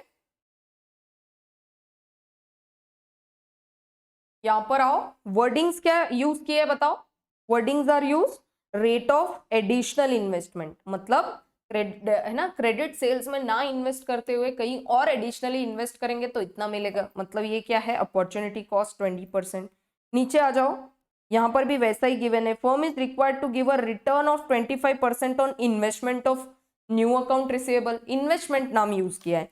नीचे आ जाओ, यहां पर क्या बोल रहे हैं, cost of additional funds raise, मतलब अगर अपने को इसके उपरांत भी अगर एडिशनल फंड्स लगता है, कहीं से लोन वोन लेना है, तो उसका अपने को ये रिटर्न दिया है, नथिंग टू डू विथ, है ना, कोई इन्वेस्टमेंट पे रिटर्न नहीं बोल रहा है, बोल रहा है कि अगर एडिशनल अपने को फंड्स कहीं से अरेंज करना है तो उसका अपने को कॉस्ट कितना पड़ेगा, 20%। तो अपने को खाली यहाँ पे क्या करना है पता है क्या, only we have to give effect to this, ये जो आपको दिख रहा है ना कॉस्ट ऑफ क्रेडिट एडमिनिस्ट्रेशन, ये इसी का पोर्शन है, अलग से सॉल्व नहीं करना है। कॉस्ट ऑफ क्रेडिट एडमिनिस्ट्रेशन है ना, इसको ही आप अज्यूम करो कि ये क्या बोल रहे हैं, अपॉर्चुनिटी कॉस्ट टाइप, ठीक है, कि भाई कहीं और इन्वेस्ट करके ये जो हो रहा है ना कॉस्ट ऑफ क्रेडिट एडमिनिस्ट्रेशन, तो ये, या तो इसका लॉजिक ये भी हो सकता है कि जैसे आप क्रेडिट सेल्स कर रहे हो, तो वो क्रेडिट सेल्स मैनेज करने के लिए इतना खर्चा में भी आपने फैक्टर अपॉइंट किया होगा, फैक्टर बोलता होगा ठीक है मैं आपका कलेक्शन करके दे दूंगा लेकिन I will charge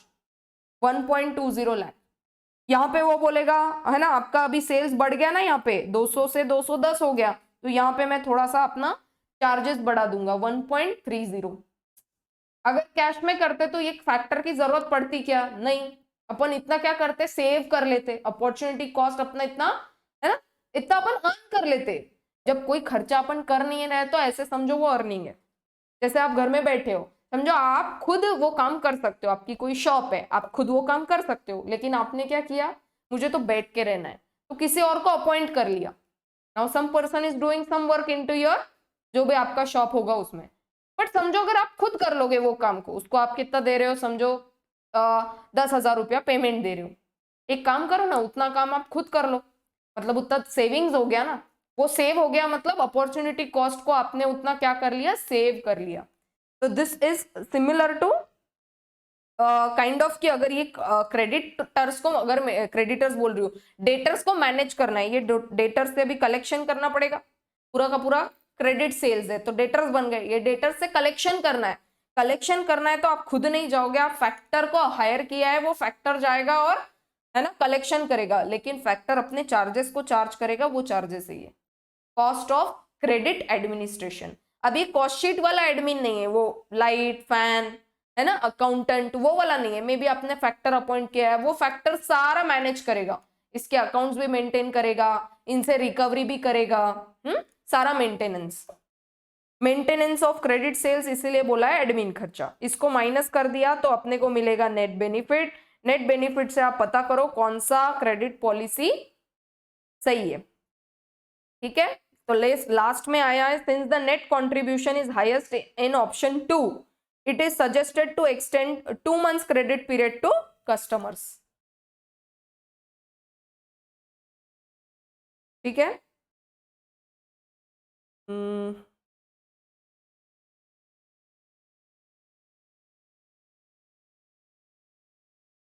opportunity cost करना है तो वो भी अगर वर्किंग करना है आपको तो क्या करना है, वो एडिशनल पार्ट हो गया, इसमें शायद उन्होंने वो आगे का सॉल्व किया नहीं, आपको अगर करना है तो you can do it as total cost, total cost तो इसमें वेरिएबल खर्चा ही है, इनटू नंबर ऑफ मंथ्स, जितने महीने के लिए वो क्रेडिटर्स रहते, क्रेडिट पीरियड कितना गिवन है, 1 month, 1.5 month, 2 month, 3 month, it is given. Credit period divided by months में गिवन है तो 12 मंथ्स ले लेना। रेट कितना गिवन है, 20%, सो 20 डिवाइडेड बाय 100। नेट बेनिफिट निकालना है तो एडिशनली सॉल्व कर देना, बट आपकी किताब में ये सॉल्व नहीं किया है। नंबर कौन से क्वेश्चन में, 12th क्वेश्चन में उन्होंने खाली कॉस्ट ऑफ क्रेडिट एडमिन तक एडजस्ट करके नेट कंट्रीब्यूशन निकाल दिया, नेट कंट्रीब्यूशन पे आंसर को एंड कर दिया। आगे सॉल्व करना है तो you can do it. Total cost into number of months जो भी दिया है divided by 12 months into 20 divided by 100। But इधर वेगनेस क्या होगा पता है क्या, जब आप ये टोटल कॉस्ट लेना है तो कंफ्यूजन यहाँ क्रिएट हो सकता है कि हम लोग सिर्फ वेरिएबल खर्चा ले या इसमें वो जो कॉस्ट ऑफ क्रेडिट एडमिनिस्ट्रेशन है वो भी ले, इसीलिए उन्होंने इस आंसर को लूज एंड छोड़ दिया। समझ में आ रही है क्या बात। ये टोटल कॉस्ट में अपन हमेशा क्या लेते हैं, variable cost minus fixed cost, बराबर है, जो कि आपके प्रोडक्शन में यूज होता है। अब ये क्रेडिट एडमिन ये वाला खर्चा ले कि ना ले, ये वेगनेस हटाने के लिए उन्होंने आगे का सॉल्व ही नहीं किया। अब अगर आप मुझे पूछोगे तो ये लेने का काम नहीं, क्योंकि आप ये खर्चा होगा ही नहीं अगर आप क्रेडिट सेल्स करोगे नहीं। मैं क्या बोल रही हूँ समझ रहा है क्या, अगर क्रेडिट सेल्स ही नहीं हुआ तो ये क्रेडिट ये फैक्टर वैक्टर लगाने का काम ही नहीं है ना, तो आपने खाली यही यूज करना वेरिएबल कॉस्ट मेरे हिसाब से, अगर मुझे पूछोगे तो। बाकी इंस्टीट्यूट का अगर आगे आंसर चेंज होता है तो मे बी वो दोनों को ऐड कर दे, variable cost plus credit admin जो भी एक्सपेंस हो रहा है इनटू जो भी वो वहां पे क्रेडिट ऑफ मंथ्स पीरियड दिए ना, 1 month, 1.5 month, 2 month, 3 month, divided by 12 months use करना है। और यहाँ पे cost of additional funds raise करने का उन्होंने कितना परसेंट दिया है, 20%। सिंस इन्होंने यहाँ पे सॉल्व नहीं किया है तो we are going to leave the same. ठीक है, तो आप नंबर 12 को कर दोगे क्या सॉल्व। नेट कंट्रीब्यूशन, जहां का नेट कंट्रीब्यूशन हायर आएगा वहां का हम लोग पॉलिसी यूज करेंगे। नेक्स्ट क्वेश्चन,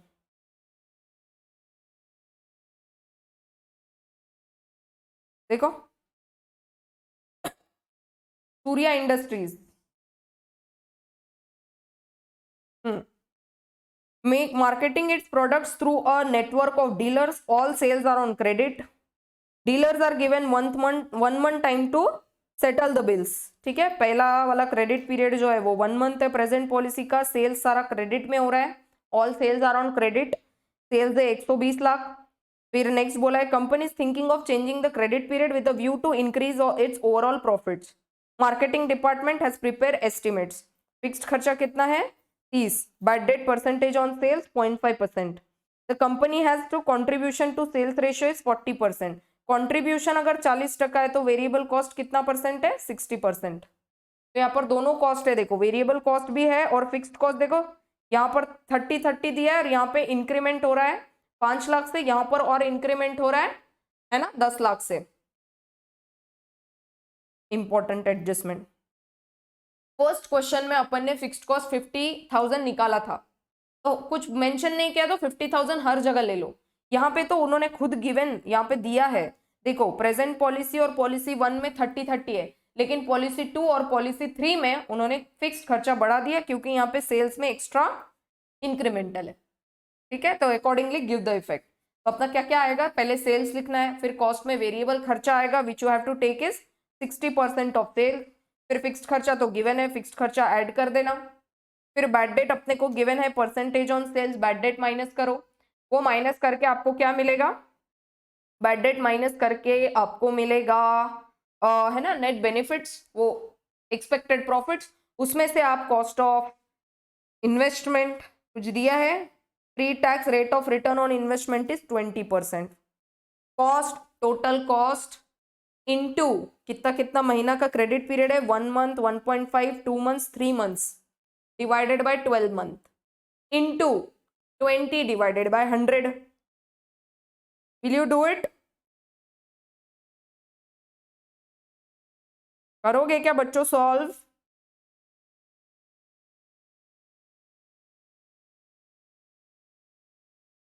ठीक है, होमवर्क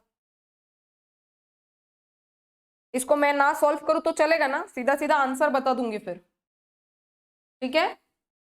फॉर एग्जाम्पल्स वो जो निकालना है अपने को, टोटल कॉस्ट कितना है फर्स्ट, इसमें वेरिएबल खर्चा कितना आएगा, सेल्स कितना है 120, 120 का 60% ले लो, वेरिएबल खर्चा 72, फिक्स्ड खर्चा 30, टोटल कितना हो गया दोनों का मिला के 72 + 30 102।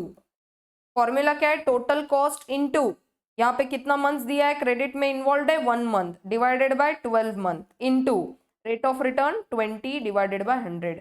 सिमिलरली आप सॉल्व कर दो, 102 into 1 month divided by 12 into 20%, कितना आएगा आंसर। पहले तो इनका सॉल्व करके आएगा 8.5, 8.5 पे लगा दो 20%। अपॉर्चुनिटी कॉस्ट फर्स्ट इसका आएगा 1.7 lakh. Sales minus variable cost minus fixed cost minus, है ना, बैड डेट माइनस करके आएगा एक्सपेक्टेड प्रॉफिट। एक्सपेक्टेड प्रॉफिट में से अपॉर्चुनिटी कॉस्ट जो माइनस करोगे वो सॉल्विंग इस तरीके का रहेगा, वो माइनस करके आपको क्या मिलेगा, लास्ट में मिलेगा नेट प्रॉफिट या फिर नेट बेनिफिट, जिसमें भी नेट बेनिफिट हायर वो वाला पॉलिसी चूज करना है। ठीक है, सिमिलर टू क्वेश्चन 10, खाली चेंज क्या है इसमें, फिक्स्ड कॉस्ट को उन्होंने ऐसे दे दिया, पहले इसमें फिक्स्ड कॉस्ट को अपन को निकालना था, इसमें गिवन है, उल्टा इजी है वो क्वेश्चन से। I am not going to solve this question directly, आप बस है ना फाइनल आंसर मैं यहाँ पर बता देती हूँ। प्रेजेंट पॉलिसी का नेट बेनिफिट आ रहा है 15.70, यहाँ पे आ रहा है 18.26, यहाँ पे आ रहा है 19.33 एंड 21। कौन सा प्लान चूज करना चाहिए, रैंकिंग अगर दोगे तो ये तो बेसिस है, यहाँ पे रैंकिंग अगर करोगे तो first rank, second rank, third rank, तो पॉलिसी 3 शुड बी, है ना, चोजन। तो बोलोगे आप net profit is higher in 3 months credit period, यह है ना 3 months credit period, it is suggested to adopt plan 3। ठीक है, similar to question 10, number 14, following is the tables or details regarding operations of a firm। Sales given है, selling price per unit given है, variable cost given है, total cost per unit. तो total cost minus variable cost किया तो fixed cost आएगा, total cost कितना है 9 minus variable cost 7, तो 2 रुपीज फिक्स्ड कॉस्ट आपको पहले निकाल देना है। Number of units, number of units कितना निकलेगा 12 लाख डिवाइडेड बाय 10, तो यहां से आपको निकल गया कितना 1,20,000 यूनिट्स, 1,20,000 यूनिट्स इंटू 2, तो 2,40,000 आपका हो गया फिक्स्ड कॉस्ट। समझा क्या,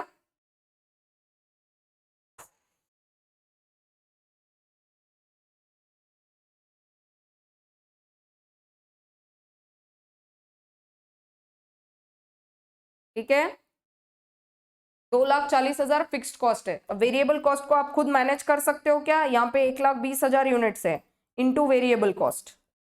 आगे देखते हैं, credit period allowed to customers is 1 month. The firm is considering a proposal for more liberal extension of credit period, increasing the average collection period from 1 month to 2 months. अपने को propose policy बनाना है 2 months का। This relaxation is expected to increase the sales by 25%। From its existing level, you are required to advise the firm to adopting the new credit policy, presuming that firm's required rate of investment is 25%। कैसा solve करोगे, तुरंत solve कर देते हैं इसको। Present policy 1 month का है, proposed 2 months का करना है, बराबर। सेल्स यहाँ पर 25% से इंक्रीज होने वाला है, बोला है उन्होंने क्वेश्चन में। हाँ, यहाँ पर सेल्स कितना गिवन है बताओ, 12 लाख। यूनिट्स कितने आ गए 1,20,000, 25% सेल्स बढ़ने वाला है, मतलब 12 लाख प्लस 25%, यहाँ पर सेल्स हो जाएगा 15 लाख, बराबर। वेरिएबल कॉस्ट कितना गिवन है 7 रुपीज, करो यहाँ पे यूनिट्स वाइज बात करेंगे तो हो जाएगा 1,50,000, बराबर।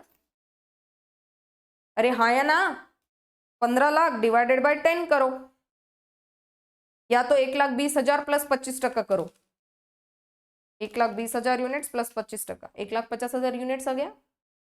अच्छा वेरिएबल कॉस्ट बताओ फटाफट, 1,20,000 into 7, 8,40,000, 1,50,000 into 7, 105, 1 2 3 4, correct. Fixed cost तो निकाल दिया अपन ने, fixed cost will not change, है ना। अगर इंक्रीज सेल्स में हो, इधर यूनिट्स में हो भी गया तो फिक्स्ड कॉस्ट उतना ही रहेगा। फिक्स्ड कॉस्ट कितना निकाला है अपन ने,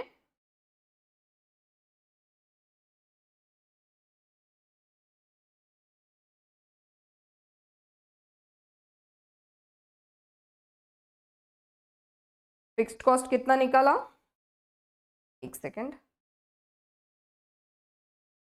हाँ ये निकाला क्या फिक्स्ड कॉस्ट यहाँ पे अपन ने,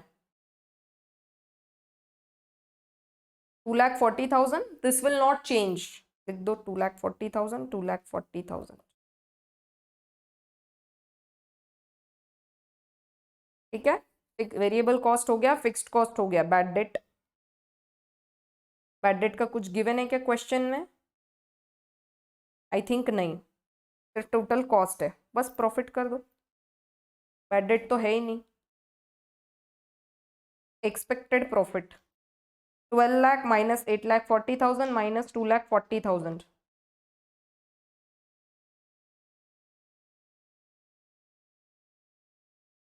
कितना आया यहाँ पे आंसर, एक्सपेक्टेड प्रॉफिट 1,20,000, यहाँ पर निकालो आंसर,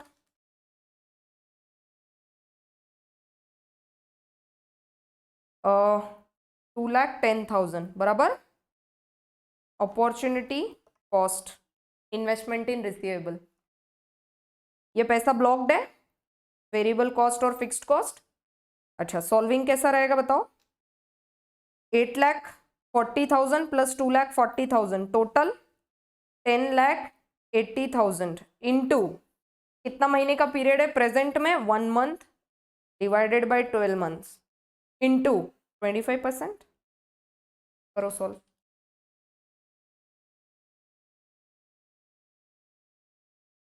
यहाँ पे आएगा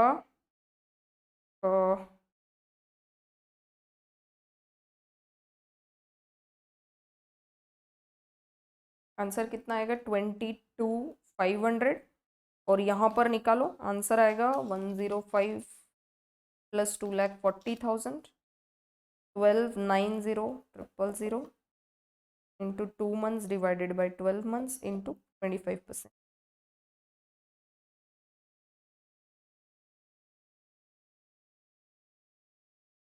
$53,750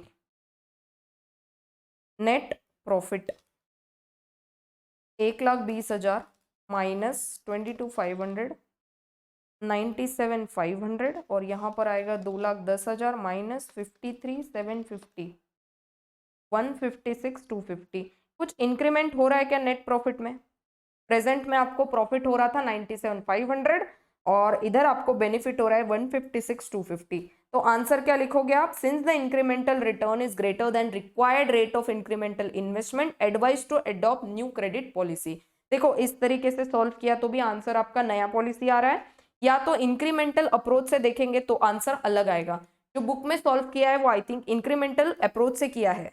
इंक्रीमेंटल कितना आपने यहाँ पर इंक्रीमेंट अगर देखोगे तो कितना आता है बताओ, टोटल कॉस्ट यहाँ पर और यहाँ पर कितना है, यहाँ पर है, एक सेकेंड पहले इसको सॉल्व कर दो, 108 दिस थिंग डिवाइडेड बाय 12, यहाँ पर आ गया 90,000, यहाँ पर सॉल्व करो इंक्रीमेंटल कितना आता है, यहाँ पे आ गया 215 इंक्रीमेंटल। कितना इंक्रीमेंटल है, अरे दोनों वेज से आपको बता देती हूँ ना, फिर आप बोलोगे मैम बुक में तो अलग सॉल्व है। ऊपर अपन ने टोटल अप्रोच से सॉल्व किया, यहाँ पर इंक्रीमेंट से बता देती हूँ। पहले निकाल दो आप टोटल इन्वेस्टमेंट इन रिसीवेबल्स, वो फॉर्मूला याद है ये वाला क्वेश्चन का, ये याद है क्या, फिर ये याद है क्या अपन ने सॉल्व किया, ये देखो याद है ये सॉल्व किया, बस कोई लॉजिक यहाँ पे लगाया मैंने। इंक्रीमेंटल कितना हो गया दोनों में, इंक्रीमेंटल हो गया 125,000, इतने का हो गया इंक्रीमेंट। अच्छा, फिर अगर ये इंक्रीमेंट निकाल रहे हैं तो फिर इंक्रीमेंट अपने को एक्सपेक्टेड प्रॉफिट का भी निकालना पड़ेगा। एक्सपेक्टेड प्रॉफिट का इंक्रीमेंट कितना है? 90,000। फॉर्मूला क्या है? एक्सपेक्टेड प्रॉफिट का कितना इंक्रीमेंट हुआ और इंक्रीमेंटल इन्वेस्टमेंट इन रिसीवेबल। तो ये इंक्रीमेंटल प्रॉफिट कितना है? अगर आप यहाँ का नंबर निकालोगे तो आया है 90,000। तो देयरफॉर 90,000 डिवाइडेड बाय 1,25,000 इंटू 100,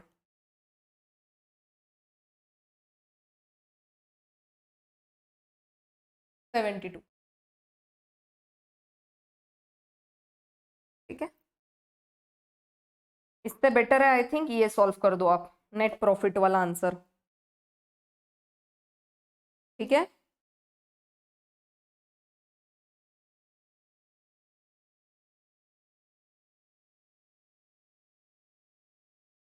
ठीक है क्या? दोनों ही वेज बता दिए मैंने आपको। ये इंक्रीमेंटल अप्रोच है और ये टोटल अप्रोच है। नेट प्रॉफिट इधर ज्यादा हो रहा है, देखो कितने से ज्यादा हो रहा है, 97,500 माइनस 156,250 है ना, 58,750 से आपको नेट प्रॉफिट ज्यादा हो रहा है। यहाँ का अगर आप इंक्रीमेंटल देखोगे नेट प्रॉफिट का तो 58,750, इतना नेट प्रॉफिट आपको ज्यादा हो रहा है। मतलब आपका प्रपोज पॉलिसी अच्छा है, एडॉप्ट दैट पॉलिसी। ठीक है, next question 15th, homework solve करोगे? सिमिलर क्वेश्चन है, अरे पूरे क्वेश्चन अब वैसे, ये थोड़ा नया क्वेश्चन है छोड़ दो, ये सेम क्वेश्चन है। आ,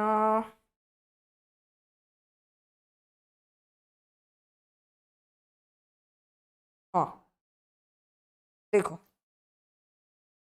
होमवर्क ये छोड़ दो, ये मैं कराऊंगी, बाकी ये होमवर्क, ये होमवर्क, ये होमवर्क कुछ भी नहीं है, सेम दिया है। देखो स्केड्यूल 30, 60, 90, 100 डेज, नॉन रिकवरी। क्या नॉन रिकवरी मतलब क्या है? Bad debt, 1% of the bill. सारा इंफॉर्मेशन है, यूज करके आंसर निकालो। ठीक है, we will be completing this portion. अब अगर मैं इंपॉर्टेंस की बात करूं, अभी तक जो जो अपन ने खत्म कर लिया, फर्स्ट इंट्रोडक्शन को इज्जत है, बहुत क्वेश्चंस पूछते हैं उसमें से। नेक्स्ट अगर आप नंबर कौन सा स्टडी नोट है, I think 7 study note, 7 study note number 7, उसमें आपका है फंड फ्लो, कैश फ्लो, है ना, ये डिस्कस्ड है। इनको भी अच्छा खासा वेटेज है एग्जामिनेशन में। आई थिंक एक क्वेश्चन कंपलसरी पूछते हैं दोनों में से। नंबर 8, अभी जो अपन ने पूरा सीरीज सॉल्व किया है, सबसे इम्पोर्टेंट कौन सा अपन ने सॉल्व किया था इसके पहले? Working capital management. और ये वाला कौन सा टॉपिक है? Credit policy. दोनों में से क्वेश्चन कंपलसरी पूछते हैं, बाकी तो थियोरी है। वो इन्वेंट्री मैनेजमेंट है ना, डेटर्स मैनेजमेंट, सारा थियोरी है, छोटे छोटे टॉपिक, उसमें से एक आधा क्वेश्चन पूछ लेंगे। ये इसमें न्यूमेरिकल है, working capital management, credit policy. Number 9 वाला जो है वो पूरा आपका कंपनी का है ना, EBIT, dividend policy, capital budgeting, वहां से तो अपन सून इसमें एंटर करने वाले। 10th वाला टॉपिक तो बिल्कुल 5 पेज का है पूरा, तो उसमें कुछ इतना खास है नहीं। अब जो इंपॉर्टेंट डिस्कशन होगा वो 9 टॉपिक में होगा, है ना। क्रेडिट पॉलिसी के बाद एक कैश मैनेजमेंट है, कैश मैनेजमेंट रेयरली क्वेश्चन पूछते हैं, रेयरली, या तो पूछते भी नहीं है बिल्कुल। कभी पूछा तो 2-3 मार्क का, 4 मार्क का पूछ सकते हैं, जिसको आप स्किप भी कर सकते हो, बट ये तो बहुत इंपॉर्टेंट है। नंबर 8 में working capital management, credit policy. Cash management को बिल्कुल इज्जत दिया नहीं है, पेपर में तो बहुत पूछा ही नहीं है क्वेश्चन, पूछा होगा तो कभी एक आधी बार पूछा होगा। ठीक है, तो अब मेजरली अपन ने 8 टॉपिक को कंप्लीट कर लिया, मतलब study note 8। Will be moving soon to 9th note. एक बार खाली वो वर्किंग कैपिटल मैनेजमेंट में टंडन कमिटी का क्वेश्चन है 9th नंबर का, वो डिस्कशन हो जाएगा नेक्स्ट लेक्चर में। फिर अपन मूव करेंगे 9th स्टडी नोट में, after discussion of this homework questions. ठीक है, चलो, हैव अ ग्रेट डे। उसमें भी मैं आपको बोलूंगी, है ना, अपना बोनस डिस्कशन होता है रोज का, रेटास on our application, also on our social media platforms. और आप ज्वाइन कर लो टेलीग्राम प्लस अपना WhatsApp group and also Instagram account, so that आपको अपडेट्स मिलते रहे। चलो, all the very best and have a great day, bye bye.